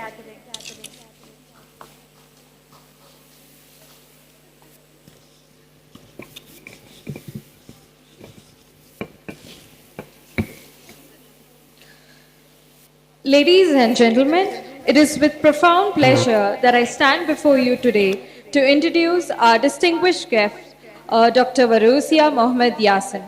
Dr. Warusia Mohammed Yasin is a senior lecturer at the Faculty of Information Technology and Communication, University Technical, Malaysia, Malacca. He holds a doctorate of philosophy in security in computing from University Putra, Malaysia, awarded in 2015. Prior to this, he obtained a Master of Science in 2011 and Bachelor of Science in Computer System 2008 from the same institution. His doctoral research was dedicated to developing advanced anomaly intrusion detection frameworks, integrating statistical methods, hybridized classifiers, and signature-based approaches. With extensive experience in both academia and industry, Dr. Varushya has held various positions including security analyst, system engineer, system programmer before transitioning into academia. His core areas of expertise include cybersecurity, intrusion detection, prevention, malware analysis, cyber threat intelligence, and risk management. And I would like to call upon Dr. Thabasamara, convener, to hand over a momentum to our esteemed guest.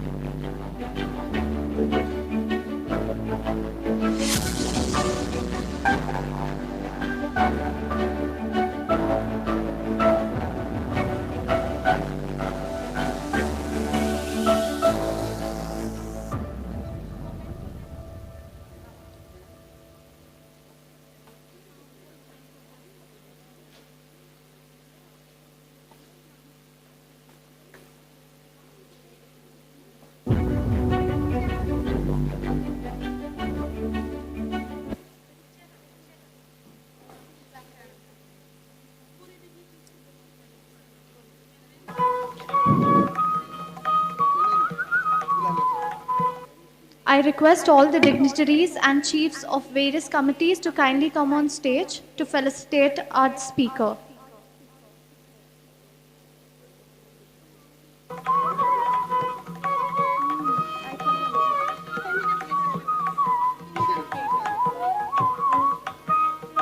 I invite Dr. Mohammad Haris bin Naeem to kindly come on stage.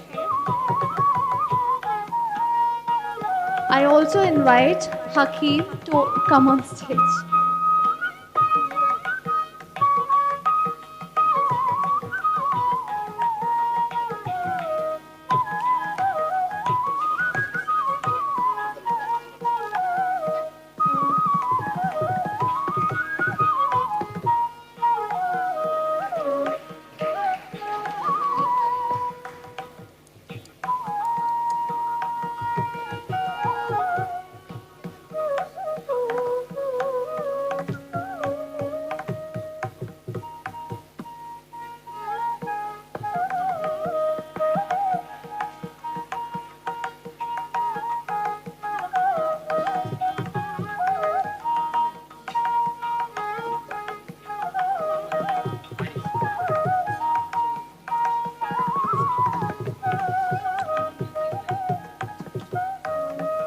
I request everyone to give a big round of applause.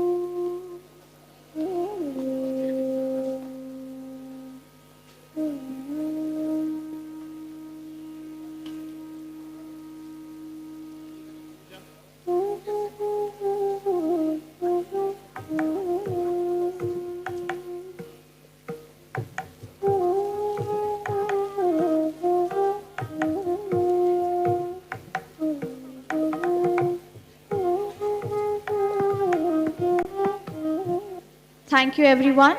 We are eager to hear a few words from our esteemed guest himself. May I kindly invite Dr. Warusia Yasin to share his thoughts with us.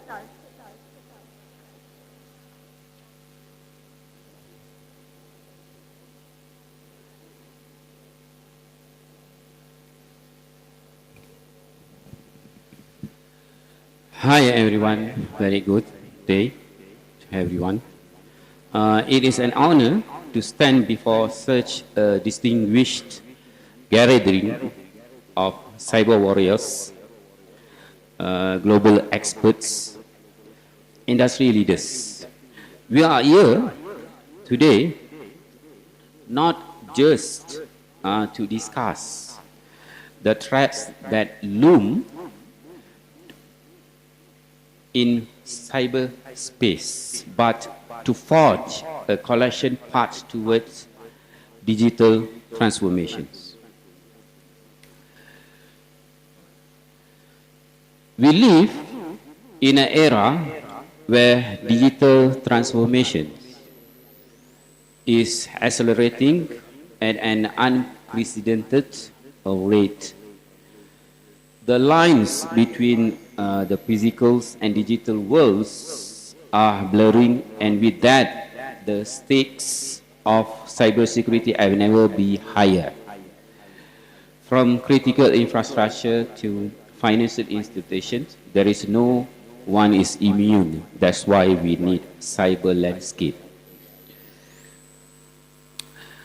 Cyber threats are increasing at an emerging rate, impacting business, financial, healthcare, and many more. So that as an academic, industry, and so on, we need to prepare for the next generation of professionals who can defend against the threats.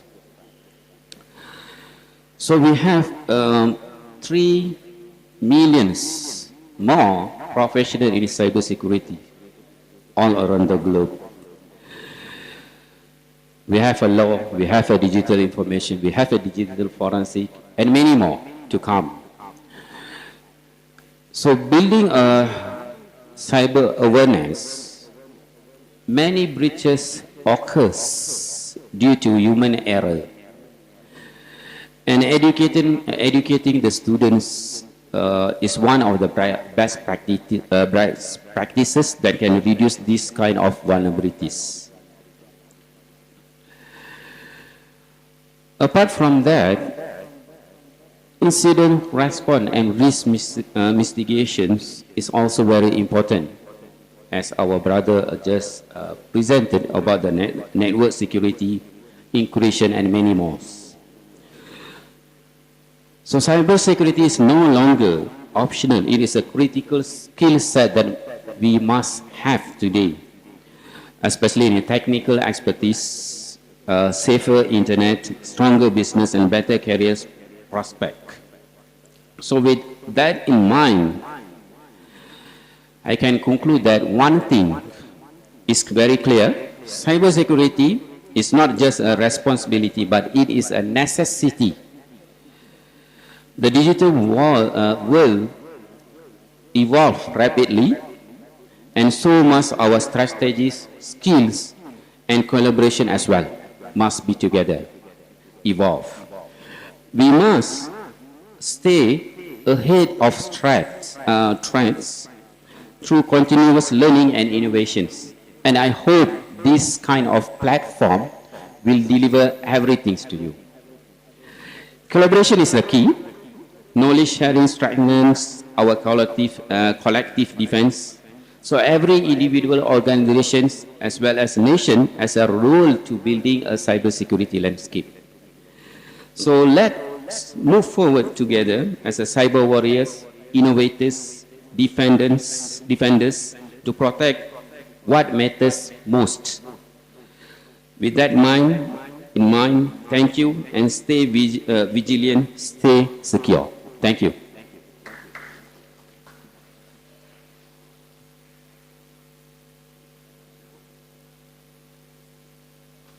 Thank you, sir.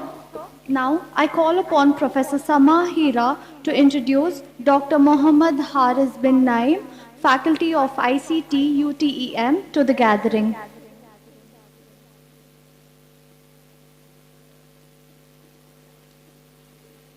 A very good afternoon to everyone present here.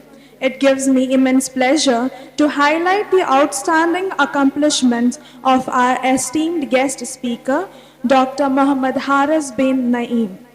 Dr. Muhammad Haris is a distinguished scientist, researcher, and educator in the field of computer science, specializing in software development and operations. His expertise and technical skills include evolving technologies, fault tolerance mechanism, network architecture, software backend services, high availability systems, and research-driven computing innovations.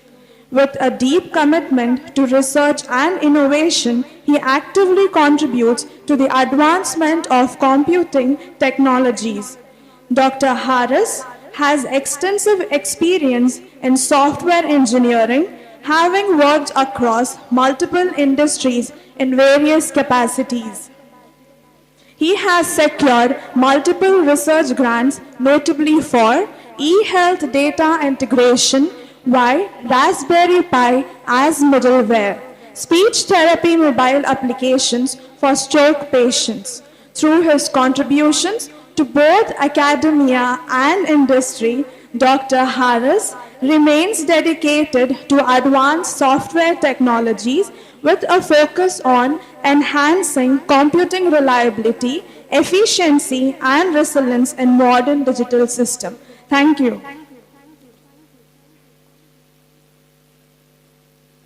Thank you, ma'am. The audience is keen to hear from you, sir. May I invite you to enlighten us with a few words?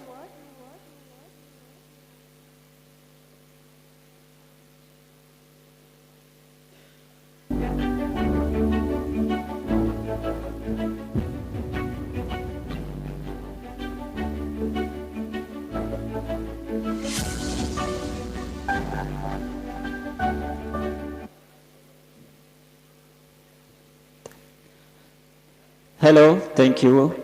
Thank you for inviting me. First of all, good day, everyone, and a very good day I wish to all the respected organizers and VIPs. I would like to express my gratitude for inviting me as one of the speakers and also to share my research. Thank you again for the organizer with that willing to invite me all the way from Malaysia. And also thank you to the audience for willing to spend your time to hear some of my insight. So a bit about myself, because for in a Malaysian perspective and cultures, it's an honor to introduce himself. Okay, I am an academician in the University Technical Malaysia Melaka, and my research is more towards software developments and also performing high availability. So I will share about some of my research. So my field is more towards performing high availability on the edge of networks, as previously mentioned by Dr. Muhammad Misha. he has mentioned about the availability.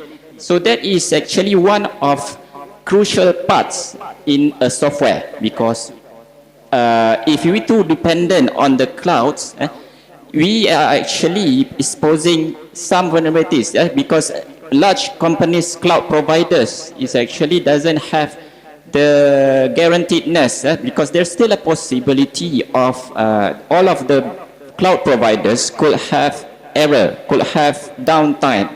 So less people are actually taking care, less people taking less knowledge about the what happening on the edge of network, edge computing. So what I try to propose here is that we can actually place lots of things on the edge of network, and we are going to utilize the fog devices. If you are wondering what are the fog devices, fog device is lots of things. In fact, the mobile phones, the wearable device, the IoT device, all of them are considered as fog device. So this fog device, we can utilize it as a backup plan.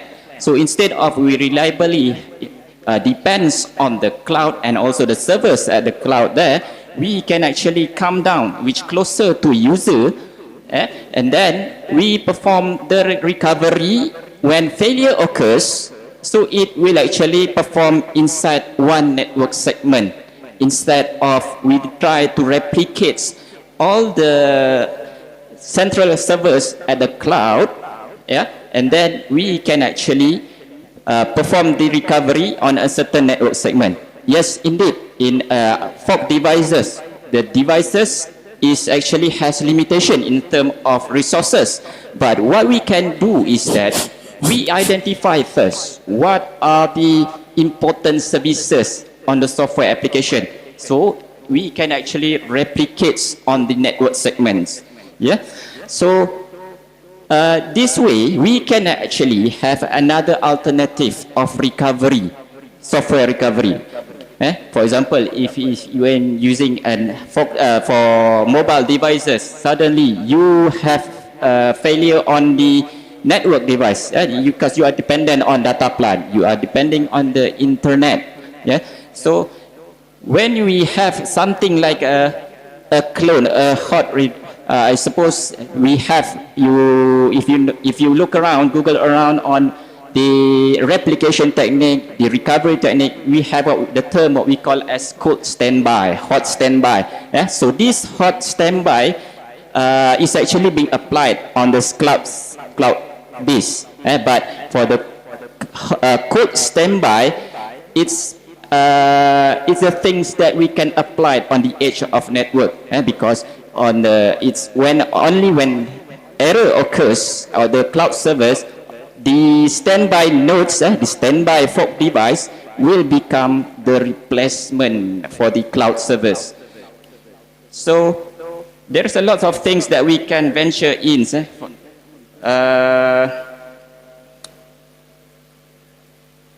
Maybe in the future we can go for collaborative IoT device, where we can actually share the same IoT devices, including all the network peripherals inside one network segment. So that one we can actually share all the resources such as memory, CPU utilization. So all of this is what we call as collaborative IoT devices and at the edge of network. So my research in this one, I have applied this one on my institution, which is more towards recovery and also failure detection. As for now, it is more on the concept of small scale. So maybe in the future we can look around on the larger scale towards maybe a state and a district first. Right, so I'm looking forward we can actually get known together and share our knowledge. As mentioned before by some notable speakers, knowledge is not being stolen, but instead knowledge is shared together so that we can apply it and we can improve ourselves to the nation and also to the other peoples as well. Thank you very much. See you guys. Thank you, sir. Now, we move on to an engaging panel discussion featuring industry experts. We look forward to an insightful exchange of ideas. It is now my privilege to introduce our distinguished panelists for today's discussion. Please join me in welcoming Dr. Chengappa M., Vice Chair, IEEE Bangalore. He is also the moderator for the panel discussion. Dr. Niranjan Appaswamy, Associate Professor, Department of CSE, Geetham University, Hyderabad. Let's give a big round of applause. Shri Afsar Khadri, entrepreneur, educationist, social scientist, and public speaker. T.S. Muhammad Hakim, Faculty of Information and Communication Technology, University Technical Malaysia. Dr. Misbauddin, Scientist CDAC. Dr. Warusia Yasin, Faculty of Information and Communication Technology, University Technical Malaysia. We are grateful to have you here and eagerly anticipate your insightful contributions to this session. My request the panelists to come up on stage and join us for the panel discussion.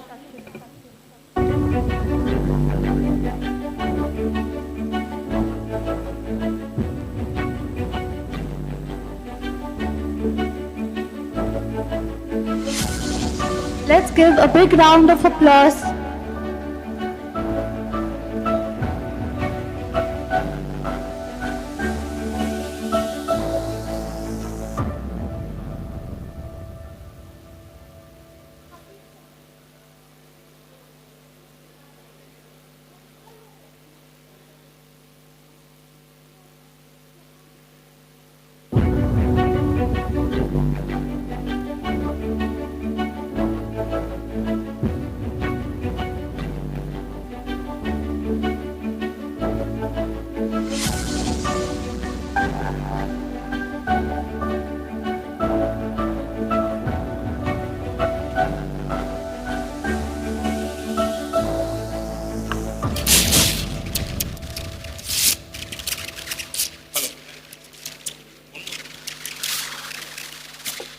Please be seated, sir. Hello.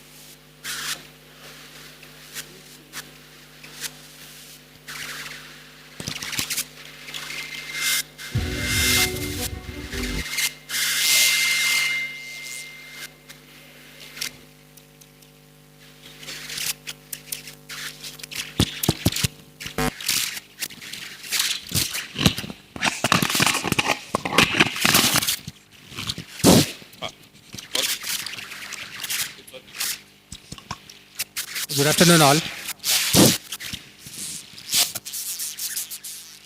Would be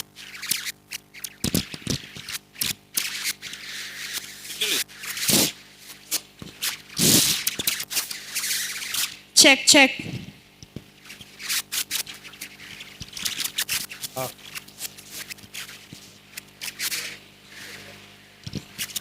sure. Yes. So again, so in the positivity of the time, we would not be taking too long. So rightly, as some of the keynote and also the invited speakers have set the stage, and when I was invited by Dr. Riaz to moderate a panel discussion, so I just was curious to understand like who would be the panelist, so that I can sort of curate the questions and see that if we can sort of give some high-level insights to our esteemed guests gathered here. And when I did take a look at the panelists, so I was fortunate enough that I have been known Dr. Niranjan, Dr. Misbauddin, We have a long working relationship, at least with IEEE, that we have been catering to. And it was also fortunate to see the delegates who have come from Malaysia as well. And was also interested to see someone like social scientist Shri Afsar Khadri also, who can give some different perspective on cyber security. So without further ado, let us start this panel discussion. And as rightly pointed out by Dr. Misbah-Uddin in his keynote address, so cyber security we have been deliberating from a long time. So it all boils down to how resilient we are. So in that interest, the theme that I had decided was building a cyber resilient future, strategies, innovation, and global perspectives. And I think we have a good panel who can make a justice to this theme. So I would like to start with Dr. Misbah-Uddin himself. And again, so you did share some insights to what CDAC is doing. And we understand that it is playing a crucial role in strengthening India's cybersecurity ecosystem. What are some of the national initiatives and technology advancements that you are working on to enhance cyber resilience, apart from that, like you covered in your keynote?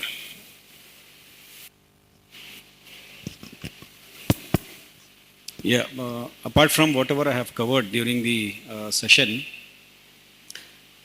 there is one project that is called as NSM, National Supercomputing Mission. So this project was initiated somewhere in 2015, and all the advanced technologies are now under that particular mission. So as part of that, we have already deployed more than 16 supercomputers across India. And it's not only restricted to supercomputers. We have also, as I mentioned during that time, that the motherboard, Rudra motherboard for the servers, that is designed as part of that. And apart from that, now HPC Quantum, the combination of HPC Quantum is taken forward. And CDAC has also become part of NQM, National Quantum Mission. National Quantum Mission has multiple verticals, and it's not only with CDAC, it's a Department of Science and Technology initiative. And we have multiple institutions, IITs and some reputed institutions across India, including private institutions, who are contributing to that project for quantum safe algorithms now, which is also called as post-quantum cryptography. So CDAC is working on lightweight cryptography. The important aspect that which I have told, that the PKI is the backbone for your UPI transactions and everything. The biggest threat, if the quantum computer comes, is onto the PKI algorithms only, rather than symmetric key algorithms. So that is where these PQC algorithms are playing very important role. We have done certain, we have already completed certain aspects, and then as part of the national initiative, the communication that happens between two entities, generally in cybersecurity world, it is called as Alice and Bob. So CDAC, IIT Madras, and other institutions, we have established the Quantum Key Distribution Network. The project name is Makan. Makan is Ghar in Hindi. But the full form of that is MAQAN, Metro Area Quantum Access Network, wherein we have, in Makan project, we have established a network between IIT Madras Research Park, and there is an organization that is called as SETS, Society for Electronic Transaction Security, which comes under Office of Principal Scientific Advisor to the Prime Minister of India. So with these three, we have already said, and since 2022, this network is up and running, and many tests have already been carried out. Now the next level of that project, because it was in Chennai area only, and in a distance of somewhere around 5 kilometers or 8 kilometers. Now the next level project is approved by Government of India. We are working on that, which is called as, this was Makan. So multiple Makans will make us a Qila, right? So it is a quantum wide area network basically, quantum internet with local access, something like that, the full form of it. So now that project will be for secure key distribution in a quantum ecosystem, which is called as quantum key distribution in multiple cities. So these are some major steps that Government of India has taken apart from what I have discussed. Yeah, thank you, Dr. Misbauddin. And I'm also very fascinated by the names that you keep, right? So one side, like we do this technical advancements, but the name is very Indian, like you say, Makan, Kila, the Rudra, for that matter. So I would come back to you at a later point. So moving to our friends from Malaysia, so I would like to ask this question to Dr. Yasin.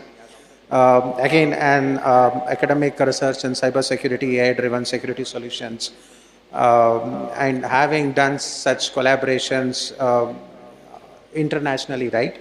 So Malaysia also has been taking and making strides in cybersecurity research and policy.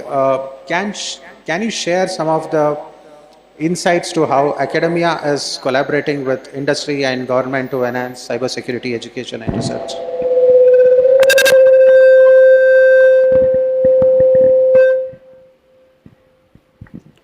Okay, thank you. Thank you for the questions. Actually, I'm looking for that kind of question, actually. Okay, I would like to share what is happening in Malaysia, actually, particularly in University Technical Malaysia Melaka. I'm the research aide for cybersecurity currently. Actually, as informed by as you all know, I'm from Faculty of Information, but now currently from starting January, I moved to new faculty, which is AI and cybersecurity. So I'm the director for cybersecurity. So that is the first move that our VC Vice Chancellor take into.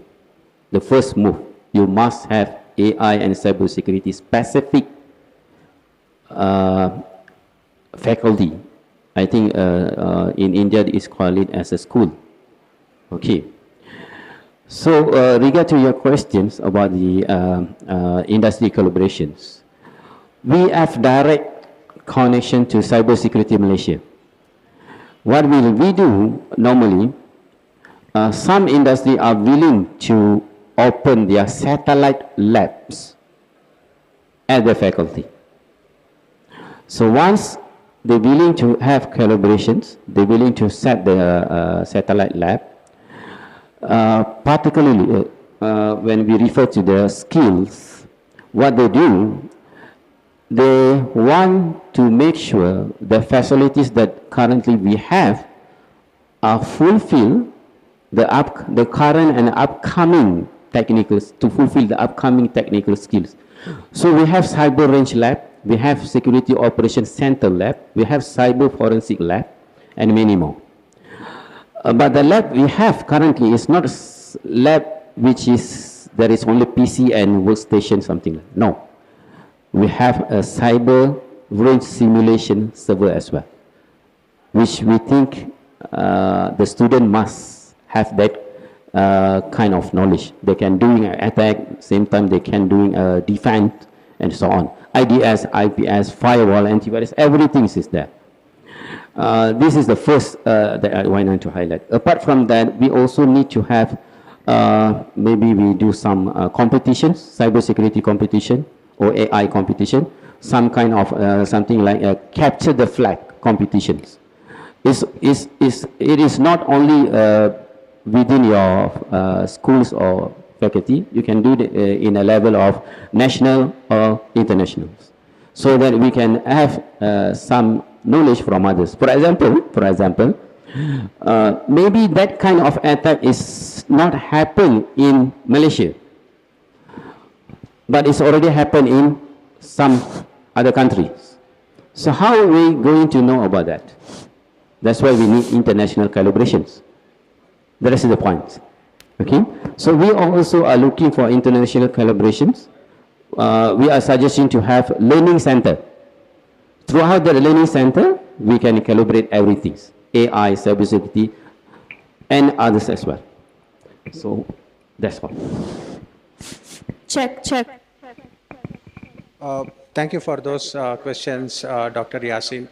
It is very heartening to know that like you already have established the state-of-art facility working with the industry, and also like you have sort of like have that legal binding as well to see that how you can scale and be prepared for the upcoming risks as well. So I would be coming back to you in the next rounds.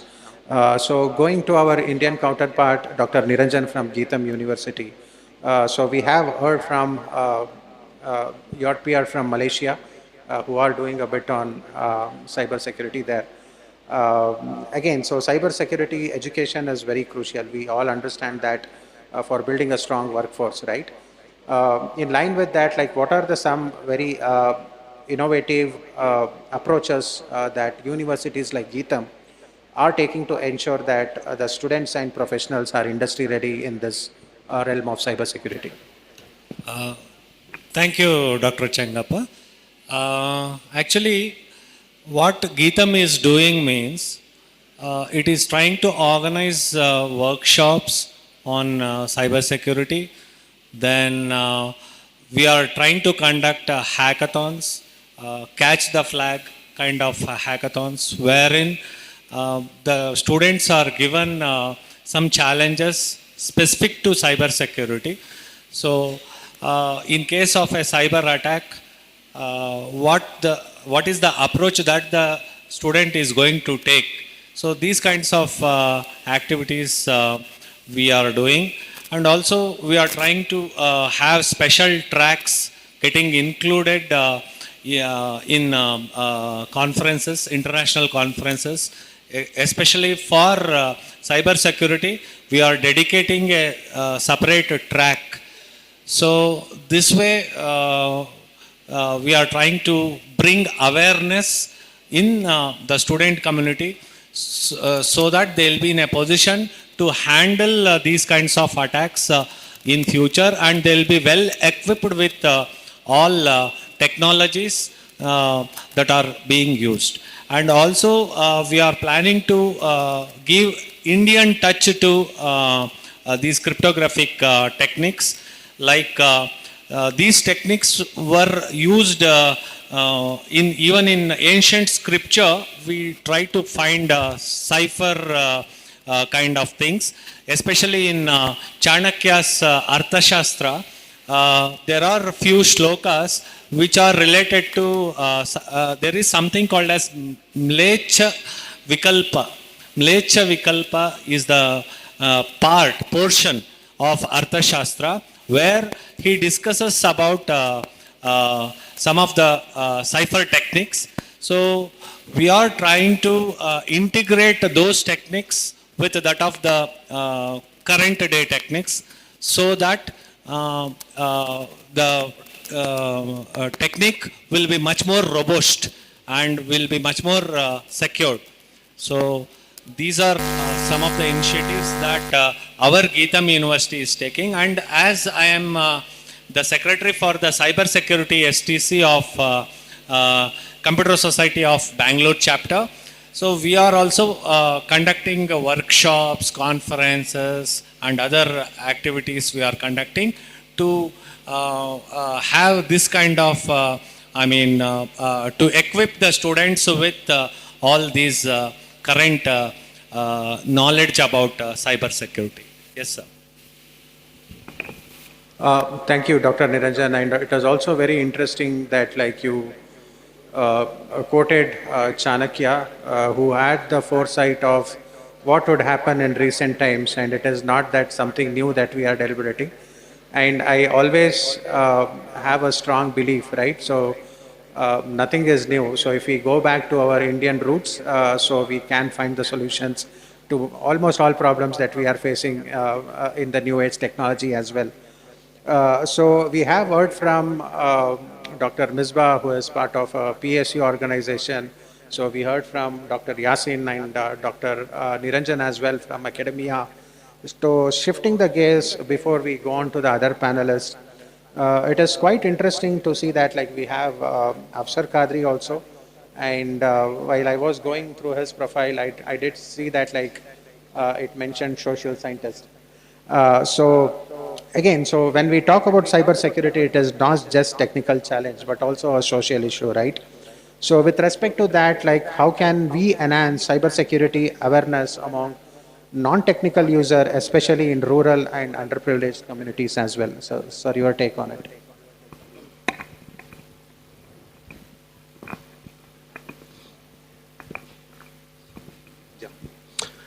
Thank you, Dr. Chengappa. You see, basically, as a social scientist, my botheration always will be on trying to analyze and find out what went wrong in the first place. You see, if you look at it in general terms, as I mentioned, many of the problems that we have, most of the problems that we have today are supposedly the solutions to yesterday's problems. Every time when we actually talk of a solution, we need to first of all ensure that this solution does not give rise to another problem in the next. That is what. See, we have been always talking of, in general, sustainable development, whether we talk of infrastructure growth, whether we talk of digitalization or computerization, we are talking of sustainable growth. If you talk of the global warming also, we have made a mistake in the first place that we have accelerated change. We have not contained change. We have actually accelerated the change in every domain of development which the environment has not adapted to. If we talk of digitalization, why we are landing into a cyber security issue? When we went to digitize India, we wanted a digital India. We did not have the checks and balances in place so that it could actually contain the cyber security threat that we had. We knew the threat was there, but we ignored and we went ahead, and we have landed into this. Now, if we have to look at what could be the solution as such, the solution does not lie only in the government. There are three levels if you need to understand. One is there needs to be a good policy making at the government level. There has to be a proper implementation in the institution level, and there has to be, more importantly, a participation at the individual level, which we have ignored. We have never actually included the participation of the individual. The majority of maybe 1.4 billion people, we are not taking them. We are not taking their opinion. We are formulating policies at the government level.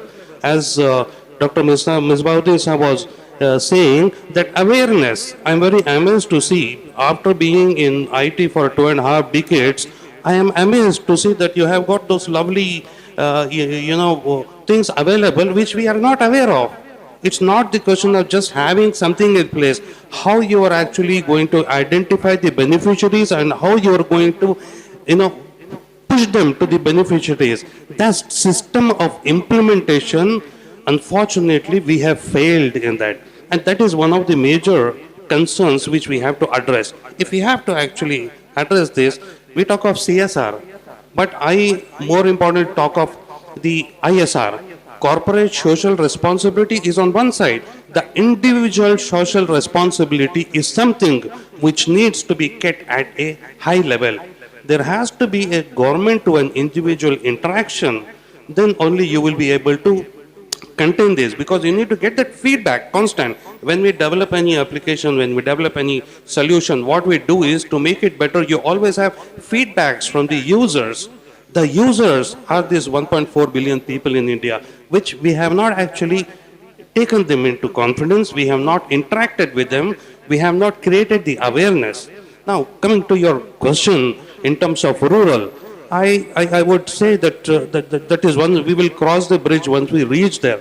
We have not been able to create the awareness in the urban level itself. We have metro cities, we have IAS officers, we have KS officers, we have IPS officers, we have scientists who have fallen prey to this, scam.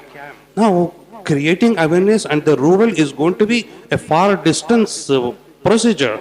We need to first ensure that the people who are the major users of the, the digitalization, they need to safeguard their data, they need to safeguard their privacy, their private interests, their public domains. They need to safeguard their finances, their banks, their money, their data, their personality, everything is at stake.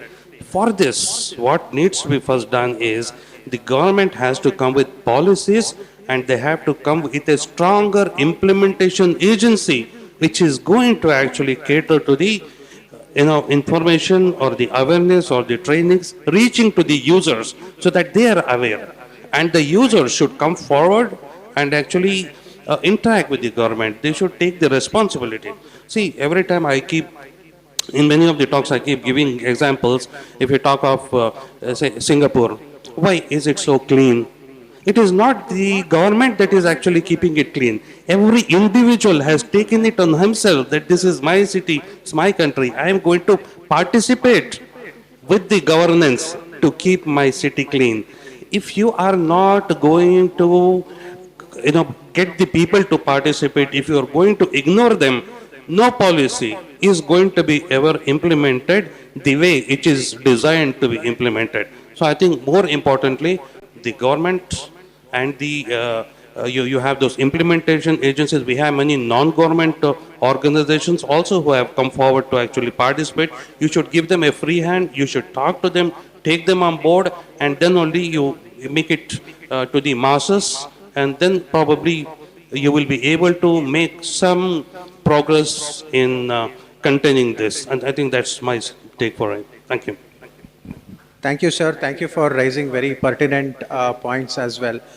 So before we move on, since it was a direct question, so I would like to go back to Dr. Misbauddin as well. So some of the points which Khadri Saab addressed, right? So it would not be pertinent for the governments to only define the policies, right? One should ensure that like it reaches to every individual like who is very much using the technology. And CDAC being one of the think tanks in this space, and you also working with GOI on a close quarters. So how do you see that mechanism of continuous loop feedback to be in place? If you can shed some light into that, and what like GOI or other organizations like CDAC is doing to sort of propagate the things that are happening at national missions. Thank you very much. I think Sir has raised very important point, but I think little bit of things have changed. If I still remember, e-authentication standards for Government of India, I was part of that committee, which we have drafted way back in 2012. So it was a national e-authentication guidelines that we have prepared. So that was kept for collecting the feedback for a month. And after collecting, and people were seriously there who has given the feedback, and then we incorporated that feedback, then finally the guidelines came into picture. Similarly, if you look at India AI mission also, if you look at NSM, these days, I'm talking about Ministry of Electronics and IT because that is my parent organization. So these days, whatever policies are being drafted, all those policies are kept for stakeholder inputs. Okay. So whoever feels that they are also part of that ecosystem should give the input. That is where I like Sir's point that he was mentioning that it is not only CSR, it is ISR as well. Individual responsibility, which is very important. Unfortunately, during my presentation, when I asked, do you know all these websites? Now here, who are the participants who are mostly from a technical background and who are in fact the supervisors, or who are supervisors in the sense, PhD supervisors and those, many of them, they are not aware. So how can you expect that to penetrate to the level of non-technical people or people who are not connected to IT and all? Is a very important aspect. So stakeholder consultations, even after granting the projects, also happens. Our recent projects that we have started in IoT security and other security, AI for cyber security, which he was mentioning. On all these projects, first, the moment the project is granted and we receive the administrative approval order, we conduct the stakeholder consultation. Okay, that how we have to go forward. So this is being done, but yes, at the ground level, we need to go further. We need to do more, like through by way of advertisements and all. Outreach, now if you look at the couple of projects which I have received, the funds that I have received for the projects, it has an exclusive fund for outreach activities as well. So last year and this year, these are the 2 years wherein CDAC Bangalore has started the road trips across Karnataka. Now when you are talking about the schemes and all, I personally have gone on to the road trip towards that Mangalore to Bhatkal belt, that coastal belt. In that entire area, I think only 10 to 15% colleges know what CDAC is. They are not aware. Okay, so that it is not only that. When I spoke about all these things we do, first time they are hearing that. So that kind of outreach is certainly required. Yes, I agree with you that apart from CSR, ISR is a very important thing. And second thing is from government perspective, whatever we are doing, stakeholder consultation and all, we need to do little bit more. Thank you, sir, for that insights, and it is very heartening to know that CDAC also has reserved some funds for outreach program as well. I am being a selfish at this point in time, so Dr. Niranjan and myself represent IEEE, and we are also keen on propagating such programs to our colleges beyond Bangalore as well. So probably with the blessings of Dr. Sudarshan, and we can also see if we can enter into a MOU and then see like how we can propagate these things to the colleges beyond Bangalore, right? So which also need that visibility of cutting edge technology that is happening. So we would be happy to collaborate on that front. And I think I have the support of Dr. Niranjan as well with respect. So, I would like to ask this question to Dr. Harris from Malaysia. When Khadri was sharing insights on social viability in the realm of cyber security, he also mentioned the role of sustainability as well, right? So in that aspect, like how do you see Malaysia as a country is catching up with sustainability? And also how do you see cyber security acting as an enabler for having that sustainable development? Thank you. In Malaysia, we have an organization a body that caters all the security. We call it Cyber Security Malaysia. So this body is a government agency that actually tries to engage through all of the organization in Malaysia so that we follow a certain standard, certain rules. So from that rules, we try to abide. Even though some might not compliance to that standards, but we try to make some improvement towards the standards. So another things that I want to raise on is because I agree about the individual responsibility, because that one is more towards a higher level. But now we are educators as well, academician and also educators is the same things. So as educators, we need to actually educate our students, our younger generations. So we know that this cyber security is a crucial part. In fact, in for my students under my supervision, I always emphasize on the security parts of application. So make sure you try to secure your application. Try as if you are developing an application that someone else will attack your application, your back-end services, because right now there is a lot of IoT devices, all the back-end services that are hanging over the cloud, so it could be vulnerable. You can, all other peoples could breach to your applications. The back-end services, all the services is actually unsecured if you don't take a preventive measurement during the development of an application.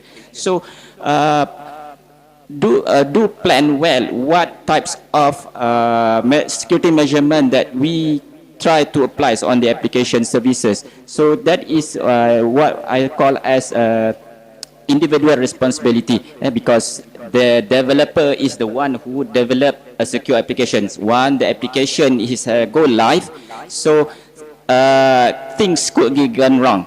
So that's my insight about it. Thank you. Thank you, Dr. Harris. Very pertinent points to the developer community and also the students who are into development, right? So it is not only they think about the space complexity, time complexity when they are developing a code, but also like how like they can, they should in fact like think about securing the code while developing. And I think Professor Niranjan has a point to add upon to that. So.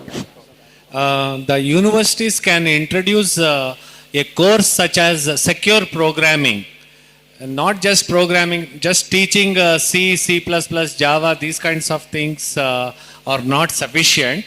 We need to introduce courses such as secure programming, wherein we talk about the vulnerable points where an attacker can launch his attacks. So these types of courses, when introduced into the curriculum, when they become part of the curriculum, then the people who later on start developing the applications will be able to know the repercussions of using of vulnerable code.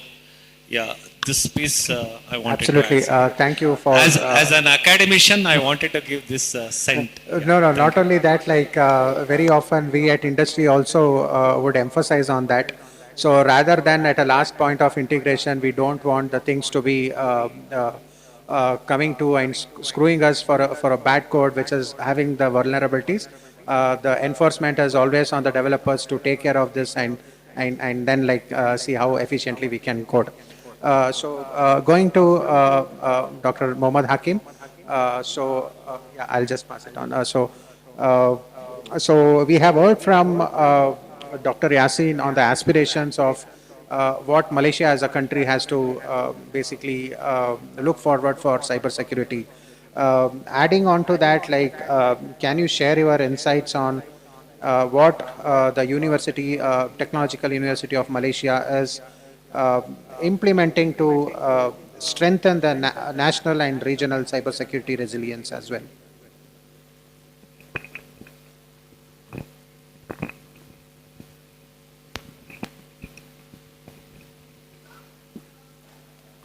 Bismillahirrahmanirrahim.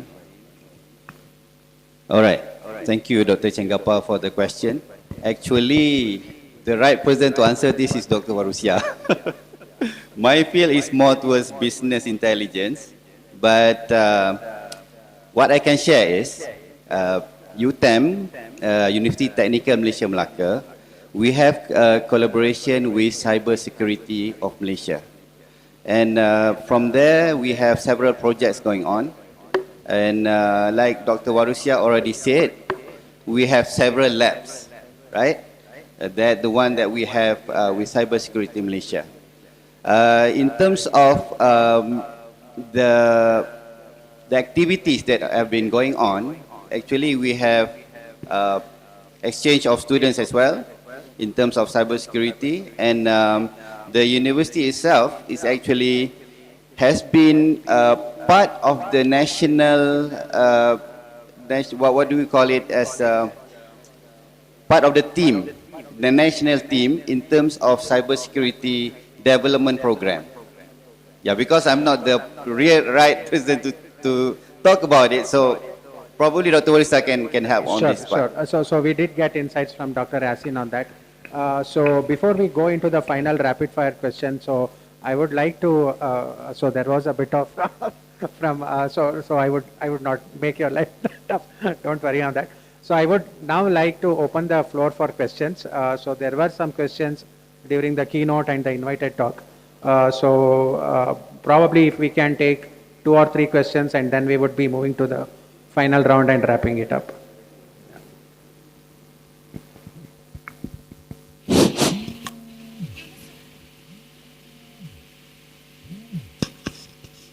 Good afternoon, everyone.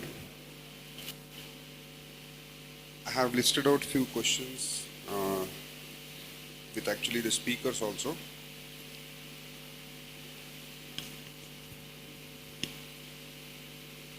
Dr. Misbauddin, as your from CDAC, with respect to your profile, I have taken this question. As quantum computing breaks many of the current encryption methods,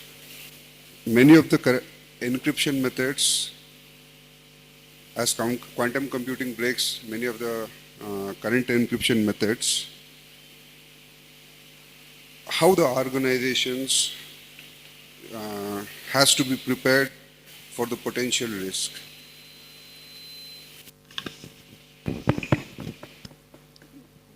Quantum computing has already created a threat for asymmetric key cryptography. Many of the experts, they are saying that it is not that much big threat for symmetric key cryptography.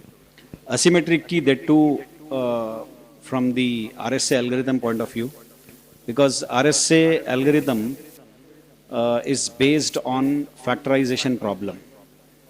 Okay. Given a key, you cannot find out the large prime number of factors that were used to create the key.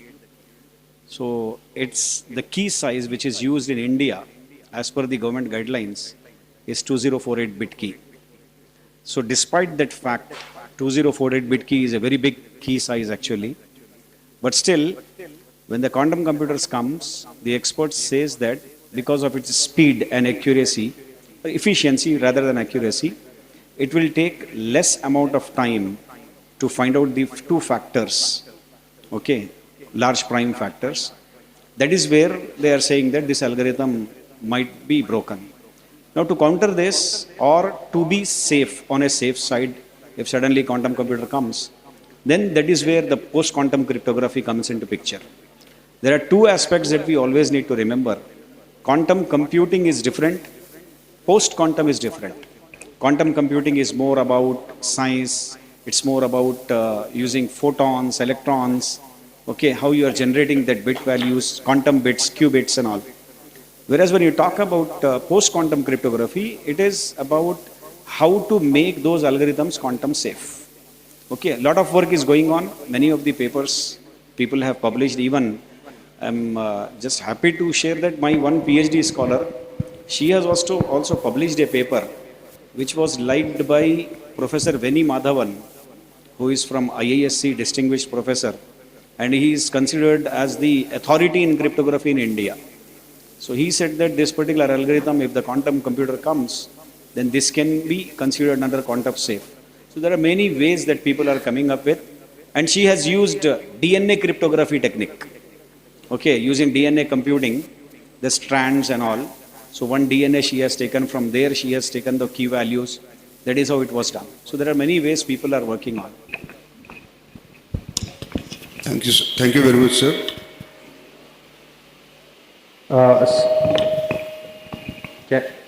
You have one more question, yeah. Being quite a bit selfish towards the students' future, I have to ask this question to the industry experts, especially Dr. Chengappa sir. What are the best entry level roles for the students to be in cyber security, and how can they get into these roles? Again, I am not basically into the cyber security domain, but I did had some stints with that path as well. Predominantly, I am a telco expert, right? So having said that, again, holistically, if we take a look at the cyber security job landscape, right? It also, we have to understand that how much of the current curriculum is giving emphasis for a student to upskill himself in that cyber physical career aspiration, right? So having said that, some of the segues to start as or realize the aspirations into cyber security is basically start as a pen tester, right? So, so the students can easily take up the pen testing and then see, understand the nitty-gritties of what goes into it. But I would rather say that, if a student wants to have a career aspiration in cybersecurity, it also we need to think that how much of the current curriculum is enabling them to aspire for that, right? And even Dr. Harris and Niranjan did say that we need to make them sensitized about the security. In fact, most of the time we struggle that it is okay, like even if the student write a good logic and code, that is good enough. But yeah, so we need to see that it is not that like once I graduate, like I would start working as a cyber security expert, right? So there are nuances, there are nitty-gritties into see like how we can build that skill to basically contribute to that. Having said that, I think both like Dr. Niranjan and Ms. Baudin would be having better insights on the career path on what the students can basically pick up to go about the career in cyber security. Just 2 points I want to add to Dr. Chengappa. One is I always, when these students come post PUC, when they come to me and ask for, we want to make a career in cyber security. So even though they are doing BTech in double quote cyber security, so they still ask. I always feel that there is one book, which is by name Cryptography and Network Security by William Stallings, which is world famous. But that is not for Indians. That is what my feeling is. Because it has that Angrezi English and lot of mathematical expressions. At that age, you should not expose that to them. A better version of that book, written by an Indian from Pune, Mr. Atul Kahate is there. Okay, with the same title, Cryptography and Network Security. And I heard that he is not even from computer science background. But he has simplified this book in such a good way that all the mathematical expressions and many of the things he has simplified using figures and diagrams, which is really good. Many of the students came from multiple colleges to me. I gave them this book. I said that you read it first and then come back. Second is, ask them to subscribe to a blog by Bruce Schneer. Across the globe, he is considered as the cyber security authority. Bruce Schneer. His website is schneer.com, Schneer or something, you just look at the spelling, schneer.com. So fortnightly newsletter he publishes and he explains the things in stories. His book is also there, Applied Cryptography, which they can take it next. Slowly let them start. If they have some sort of interest in programming, the industry is talking about secure software development lifecycle now. Security by design was the slogan. Now security by default is the mandate now. So security by default, right from beginning when you are delivering a product, security should be part of it. So for that, let them start with this. Once they generate understanding, because cyber security is not a small area. You have vulnerability assessment penetration testing, you have cyber security standards, okay, you have ISMS policies, then you have secure coding practices, code reviews, okay, then web-based vulnerabilities, OWASP Top 10, so many things are there. Let them focus on one thing, but if they read this book and understand, they will decide which particular chapter they are actually getting interest into.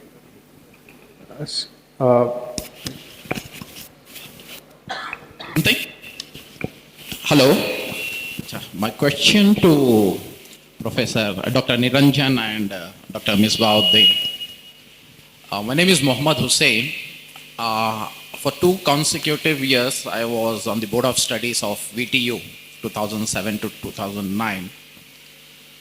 A new program, MTech in Computer Networks, was introduced.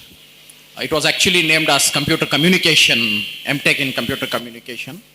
I had the privilege to change the name to make it as Computer Networks in MTech. I was very happy. In the first session of the meeting, in this post-lunch session, I requested the other board members, okay, including the VC, to inoculate or to add in what is specifically being used by the industry, which a lot of discussion is going on. At the end, after hearing me and another co-panel member who is also from Wipro, another industry member, the BOS members, most of them academicians, they outwardly rejected my proposal. saying that, we cannot include what you want. I said industry wants, but still we all rely on the syllabus where books are there. Okay, so there is some problem with the universities, which UJC mandates, AICT mandates, they have to follow. Dr. Niranjan, where they run private universities, what kind of initiatives are you taking, to bridge the gap between the industry and academia, to bring in this syllabus? I see a lot of discussions going on that, which is actually required by the industry. As Dr. Misbauddin, it's a big area. People with very minimal skills can learn cybersecurity skills at different levels. But here in India, I have been seeing that, there are skill sets that have been developed by SANS, by GIAC, and many other institutions. Sir, I did get your question. So I would definitely urge for it, and me also being part of BOs of some of the colleges. So when we propose something, right, so they say that, sir, we can include this in curriculum, but we are not finding the right textbook to do that. So coming from a private university, I think that is the crux of your question. Exactly. So how are you addressing this as a private university, and what steps are you taking in this direction? Having industry experts in the board is one thing, not just for the forsake of having them in the board of studies. Okay, that doesn't help much. Okay, we should involve them in the, we don't have any such restrictions like the public universities. So if we really feel that introduction of a particular concept or a particular course into the curriculum as opined by an expert, then definitely we don't mind including that particular course in the curriculum. So we always have been, as a part of private university, we always have that freedom. So I don't find any such restrictions from our end. Yeah. If Dr. Dilip was here, we could have pushed him, since he is meeting the VC, so we could have tried to influence him to see if we can have some segues to introduce this. Sir, all our panel members should be here, so we can take that question offline. So let us give the chance. So last two questions. So I did see some students had, yeah. In the meantime, Khadri Saab, if you want to add. I would just like to add one point here. Dr. Hussain has raised one interesting point of the collaboration of the industries to the academia. In fact, as a coincidence, that is very important to actually have involvement at the inception.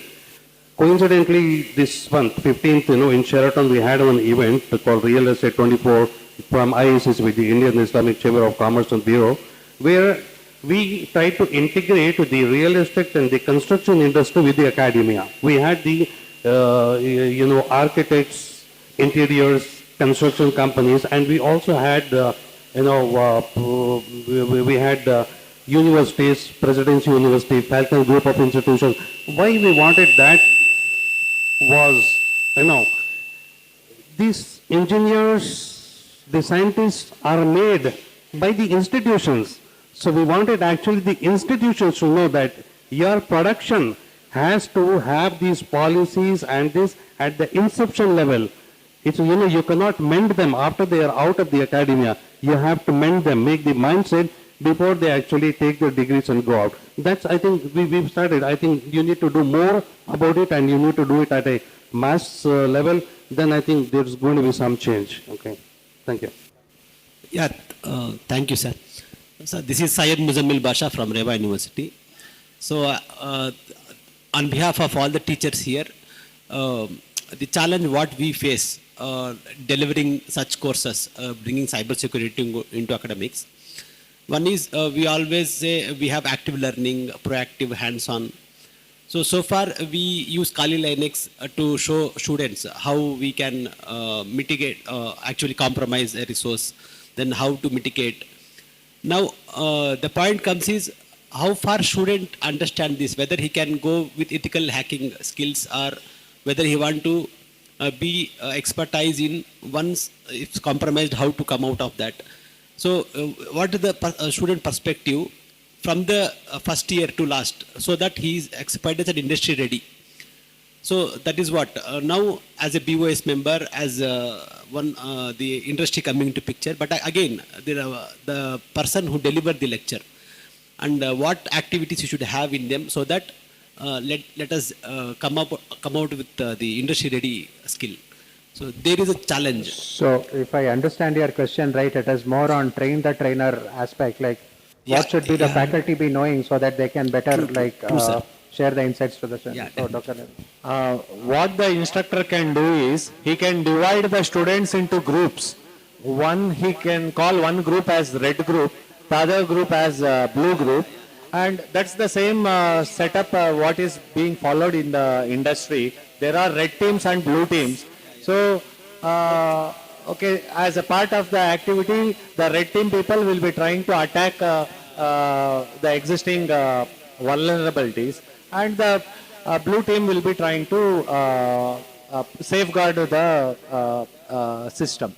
So, through these kinds of activities, it is possible to bring in cyber awareness among the students. Thank you, sir. Thank you. Yeah, so one last question and we will wrap it up. So the madam has been waiting since a long time. So. My question is to Ms. Basar. Actually, I would like to ask is, though there is a lot of awareness about the cyber attacks and scams, etc., but still due to the desperation in people, for example, I would say the part-time jobs or anything as such, people fall prey to these scams. Is there any scheme by the government that a prompt can be done not to, when they are trying to access such websites, can they be prompted not to access those? Because I know that there is lots of such scams happening. Very important question, madam. There is a proposal that we have submitted already. It is called as Trusted DAN, DNS-based authenticated named entities. In fact, the past assistant professor or whosoever here who worked here, Mr. Usman Ejaz, he worked under me. So that was the concept that we have floated in CDAC, and we have submitted a proposal. The concept is the websites that are there, millions of websites are there, okay? So those websites who are using a trusted digital certificate, like HTTPS is there. So HTTPS should be trusted by Indian government agency. Okay. So we submitted a proposal saying that we will create one plugin, browser plugin. Anyone installs that plugin will enable that website and check whether the HTTPS is running as per the certificate issued by the government of India or not. If yes, then green color pattern will come. Otherwise, it will be red. Right now, CDAC, we have developed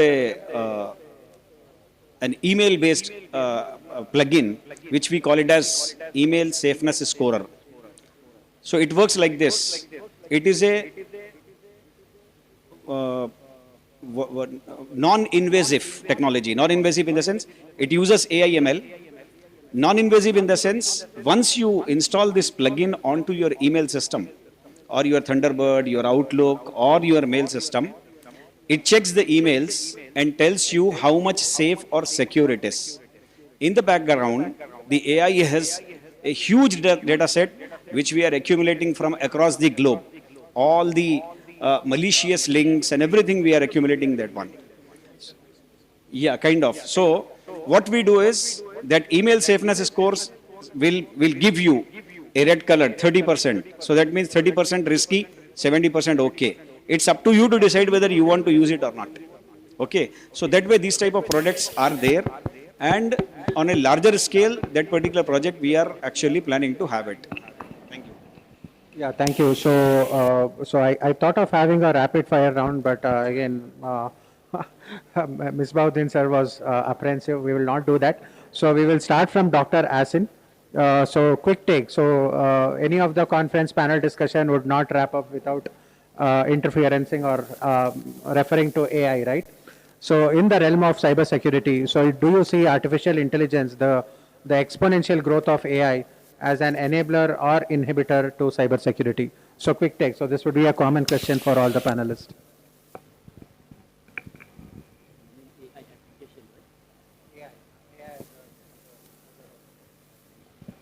Okay, to answer your questions, I believe most of AI that we are using nowadays is AI applied.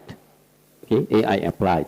When we come to AI applied, it is something like how we can use AI to facilitate cybersecurity norms. That is my own understandings. So some of us are using AI to classifications, to classify the attack. This is attack or not attack, something like that. Some of us, we want to know, we want to examine exactly the behavior, how it works.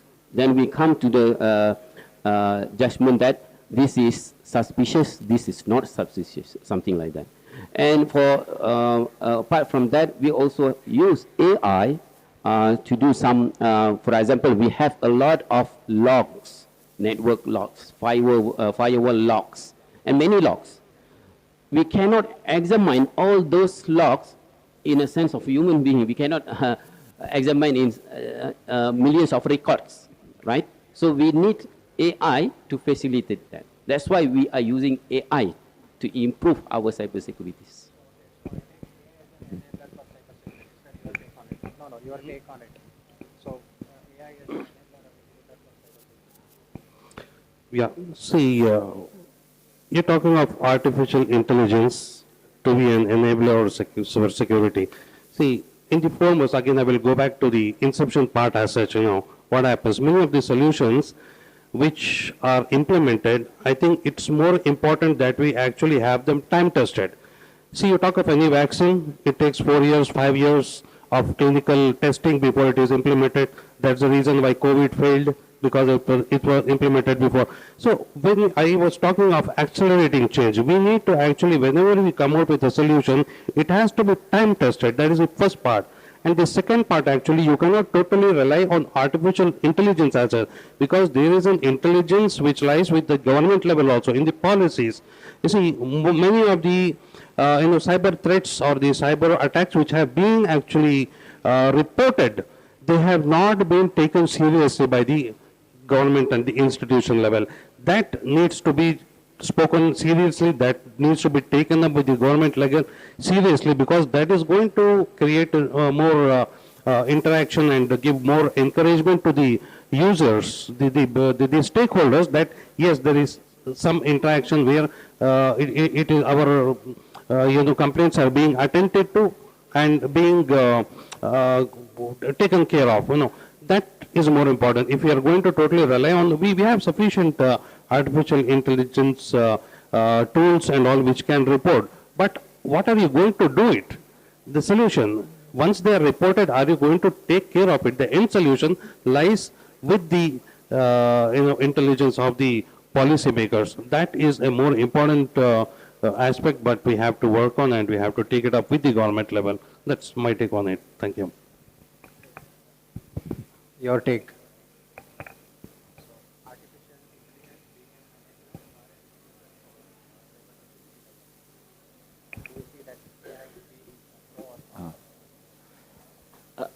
In my opinion, AI is very beneficial because AI is the way forward. And I see that AI has a very big potential in security and also in our education level as well. So we as educators, we need to actually emphasize on the utilization of AI, but not too dependent on the AI, because manual intervention, manual human way of thinking is also crucial, so that we can actually see security in a different perspective, because AI is trained based on the data, existing data. Latest data could not be integrated with the latest tools like the ChatGPT and so on. So that is why where we need to have an experts from the industry. Speaking about the industry just now on the debate about whether educators is actually following on the what industry needs. But in leisure practices, I want to share some some thought. In Malaysia, we in public universities and universities, we do actually follow up with the industry. We revise back our curriculum, we revise back our subjects and programs with the industry experts, see whether the subject is still relevant or not. So that is one of the way how we keep update on the industries. Also, another things that maybe we can consider is our alumni, our ex-student, because they are actually the one who works in the industry. We need to actually see what are their perspective, because they are the one who applies in the industry. So maybe we can actually, I applied that one because I keep on asking my students, my ex-students, what are the latest trend, what are the latest technology, what are the security that they apply on their companies. So on that way, we can actually up to date because we can try to apply it on our education level. So yes, AI is very important. So if you don't apply AI, you will actually being left behind. Okay, that's all my thoughts. Your question is AI is enabler or limiter? Inhibitor for, and also with the recent new government, US government providing sanctions on the AI development. So, and also coming from an organization like CDAC. So globally, how do you see this trend setting in?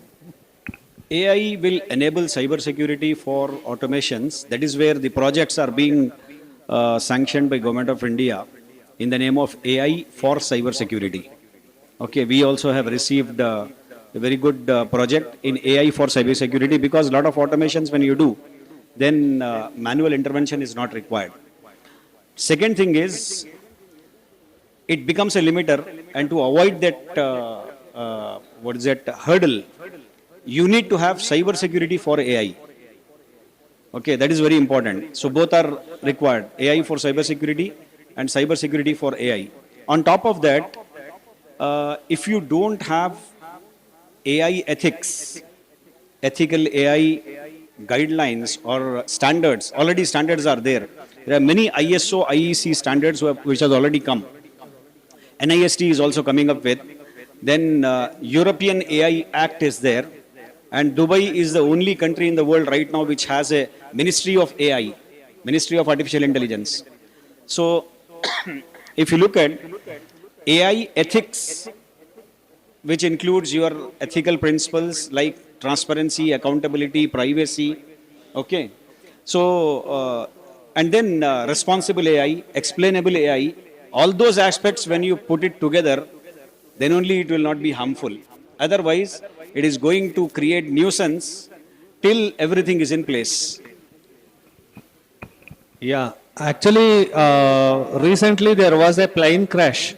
It was due to malfunctioning of AI, this thing. So, it has to be tested, as Sir told. Okay, it has to be tested before it is put into practice. But the problem with cyber security is, I mean, the attacker will not wait whether you are ready or not. He keeps attacking you.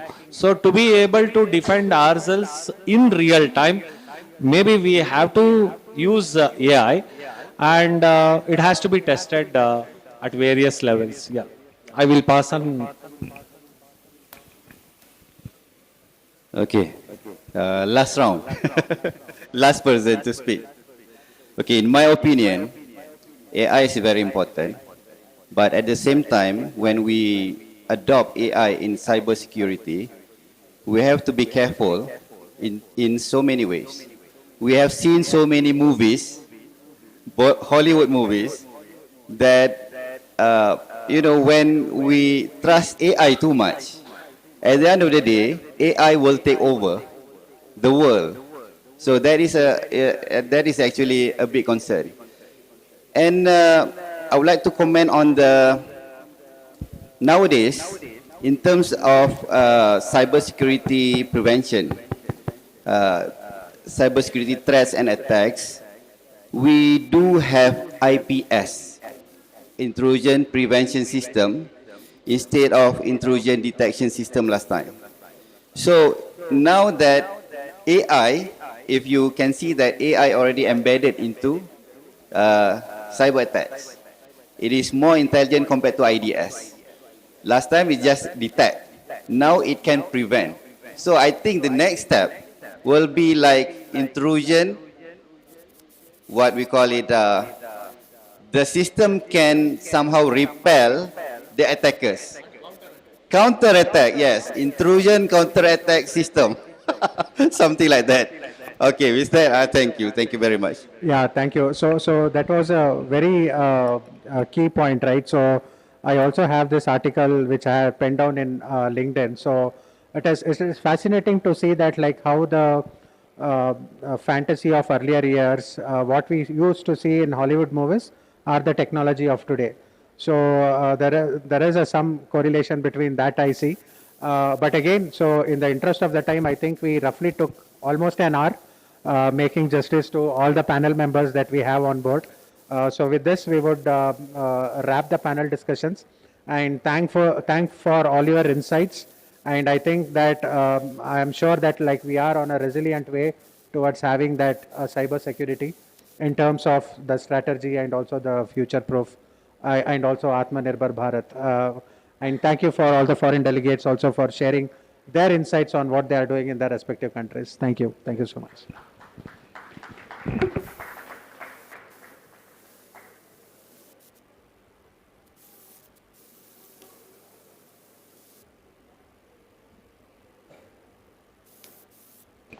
Check. Thank you to our panelists for sharing their valuable perspectives. I request our dignitaries and chiefs of various committees to kindly present a token of appreciation to Dr. Chengappa M., Dr. Niranjan Appaswamy, Shri Afsar Khadri.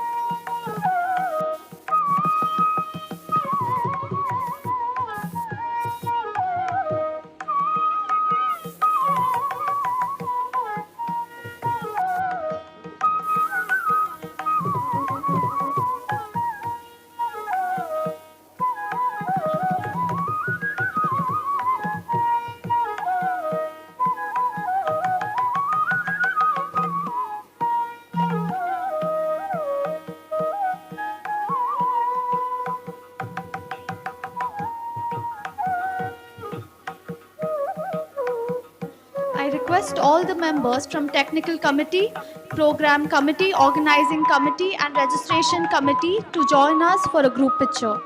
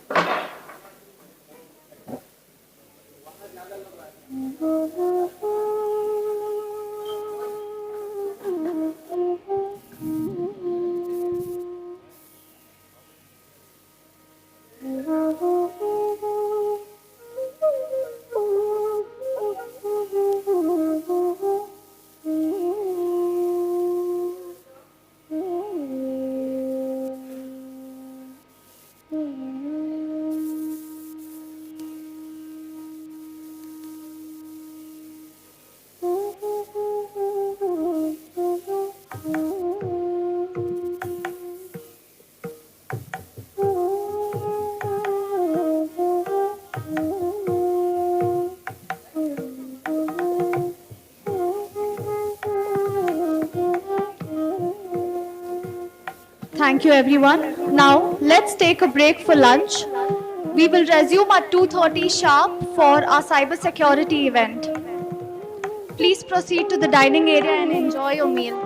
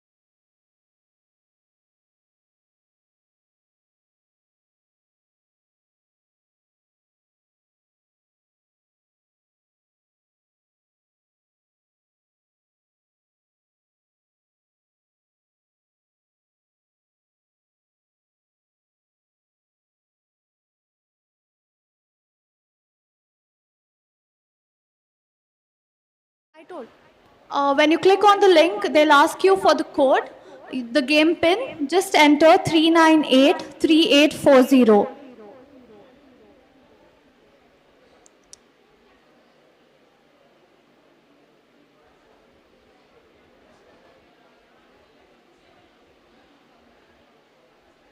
We just have 20 participants. I want everyone to kindly join the quiz, and then we'll start.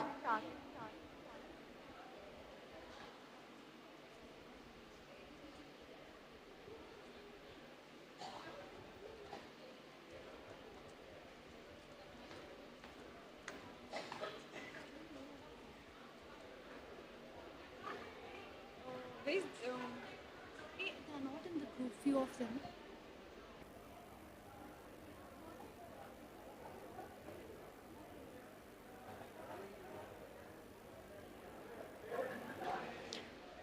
People who do not have the link can just type www.kahoot.it and you can enter the game pin if you do not have the link.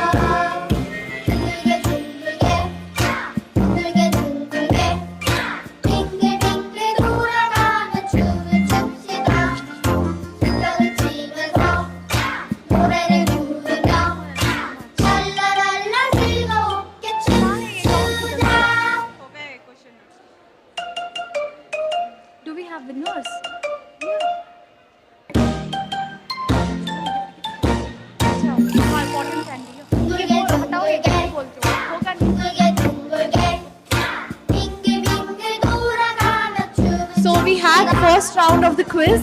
May I know who cotton candy is? Second, Sonia. Okay, after this we'll have another quiz.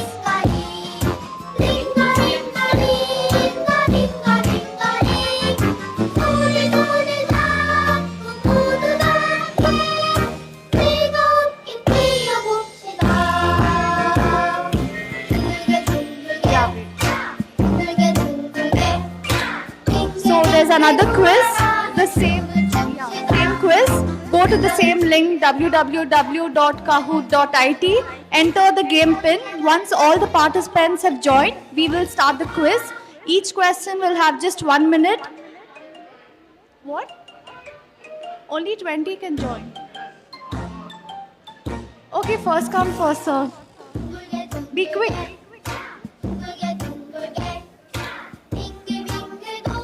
So let's start.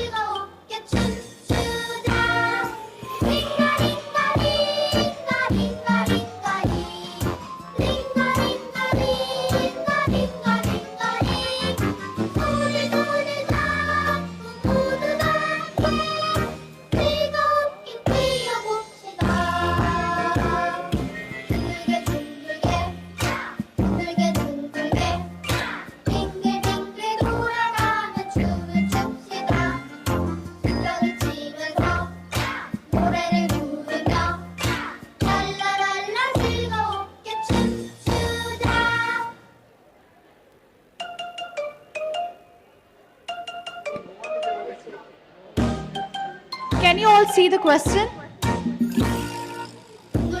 Okay, I'll read it out.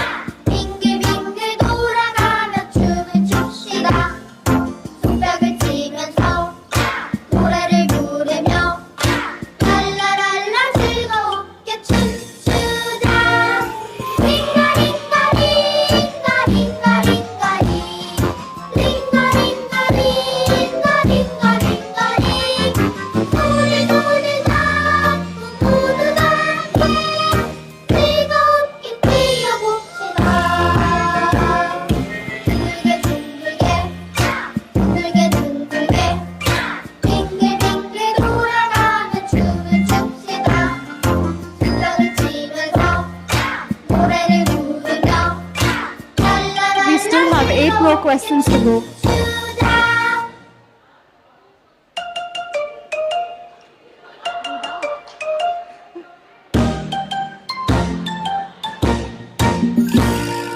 둥글게 둥글게 둥글게 둥글게 빙글빙글 돌아가며 춤을 춥시다.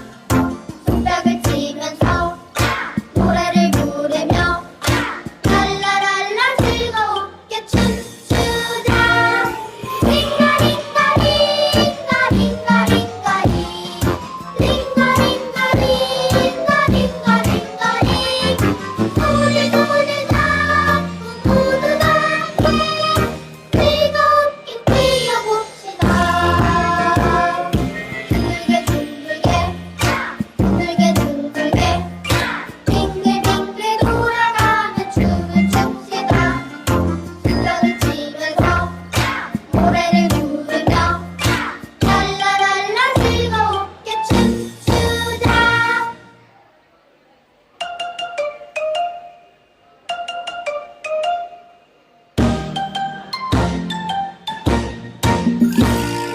둥글게 둥글게 둥글게 둥글게 빙글빙글 돌아가며 춤을 춥시다. 손뼉을 치면서 노래를 부르며 랄라랄라 즐겁게 춤추자. 링가링가 링가 링가 링가 링가 링가 링가 링가 링가 링 오늘도 오늘 자꾸 모두 다 즐겁게 뛰어봅시다. 둥글게 둥글게 둥글게 둥글게 빙글빙글 돌아가며 춤을 춥시다. 손뼉을 치면서 노래를 부르며 랄라랄라 즐겁게 춤추자.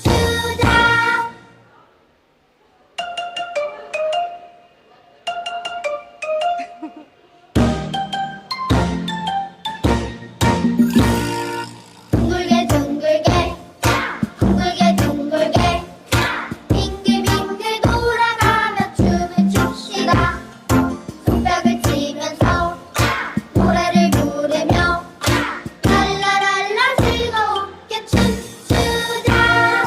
링가링가 링가 링가 링가 링가 링가 링가 링가 링가 링 오늘도 오늘 자꾸 모두 다 즐겁게 뛰어봅시다.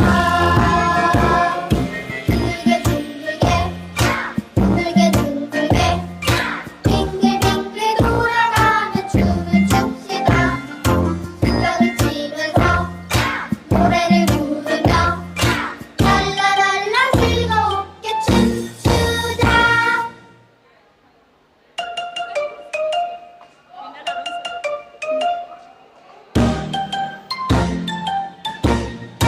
One last question, 둥글게 둥글게 then we'll have our winner. 둥글게 둥글게 빙글빙글 돌아가며 춤을 춥시다. 손뼉을 치면서 노래를 부르며 랄라랄라 즐겁게 춤추자. 링가링가 링가 링가 링가 링가 링가 링가 링가 링가 링 오늘도 오늘 자꾸 모두 다 즐겁게 Third place goes to Sorry. Second place, Sujita ma'am. First place, Anis ma'am. Congratulations. 빙글빙글 돌아가며 춤을 춥시다.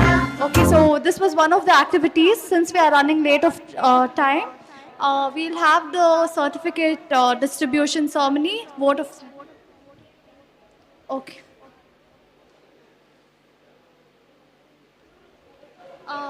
As we approach to the conclusion of this memorable event, we invite Professor Sumaya Banu to deliver the vote of thanks.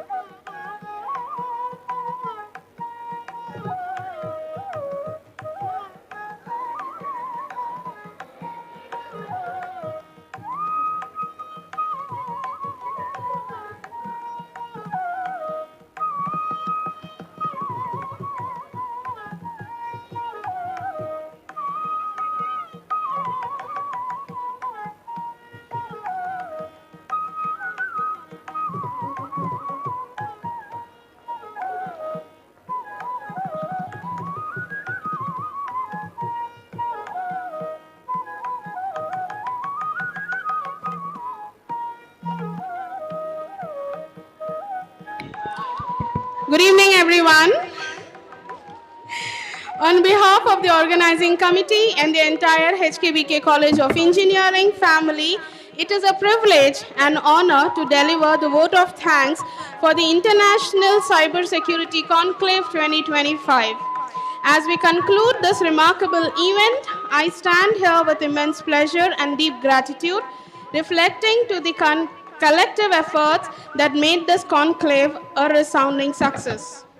First and foremost, our heartfelt appreciation goes to our Honorable Chairman, Shri CM Ibrahim Sahib, whose unwavering vision, leadership, and steadfast support have provided us with world-class infrastructure and opportunities to host such prestigious gatherings.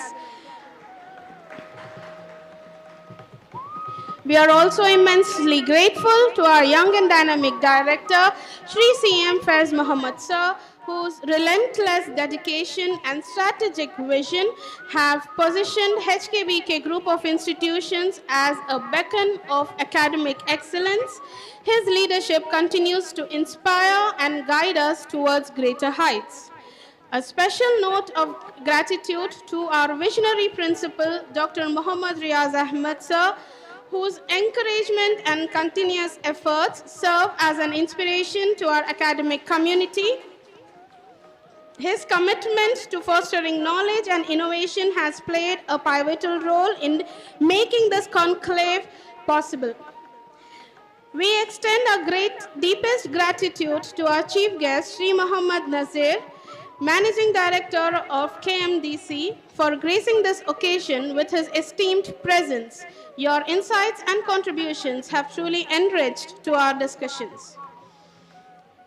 We are equally honored by the presence of our distinguished guest of honors, Dr. Dilip Krishna, Executive Council Member, VTU, and Shri Alok Kumar, Additional Director General of Police, Bangalore, Karnataka, in his absentia.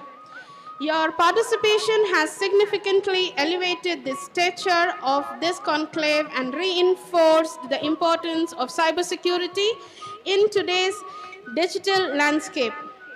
Our sincere appreciation goes to our esteemed guest speakers from UTM Malaysia, Dr. Muhammad Haris bin Naim, Dr. Warusia Yasin, and Mr. Muhammad Hakim bin Abdul Hamid.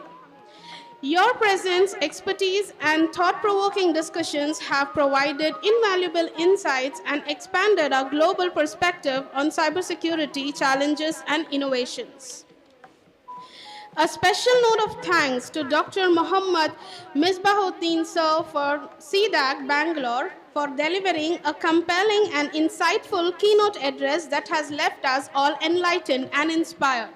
We deeply appreciate the contributions of our distinguished expert panel members, Dr. Chengappa Munjadira, Dr. Niranjan Appaswamy, and Shri S.S. Afsar Khadri for sharing their expertise and perspective, which have been instrumental in enriching our discussions.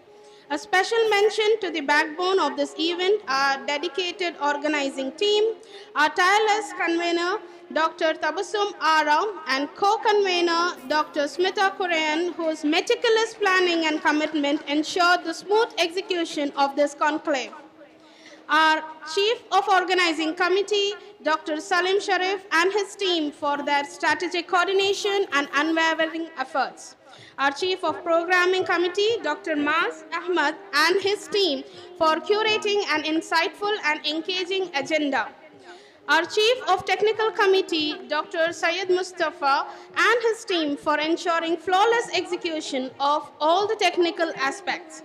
Your dedication and hard work has been fundamental in making this conclave a landmark event in the cybersecurity discourse.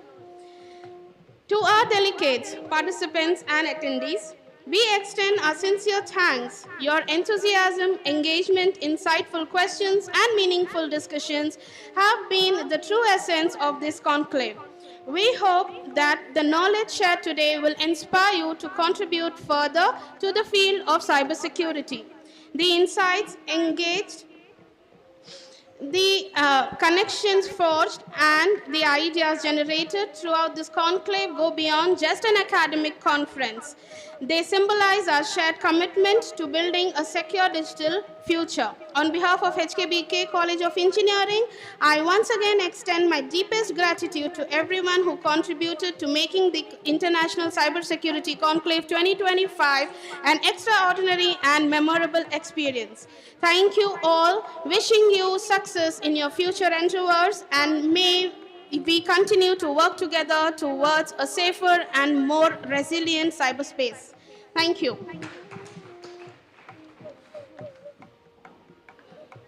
Thank you, madam. Now I request all of you to kindly rise for the national anthem.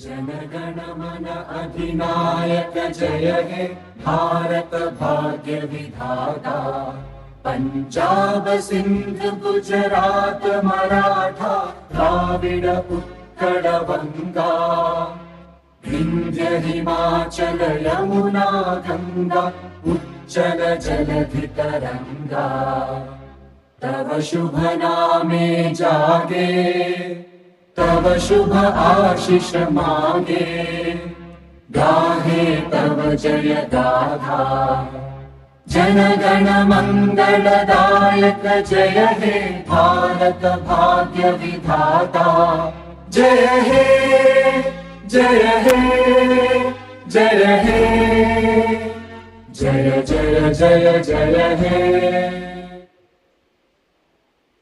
Thank you, one and all.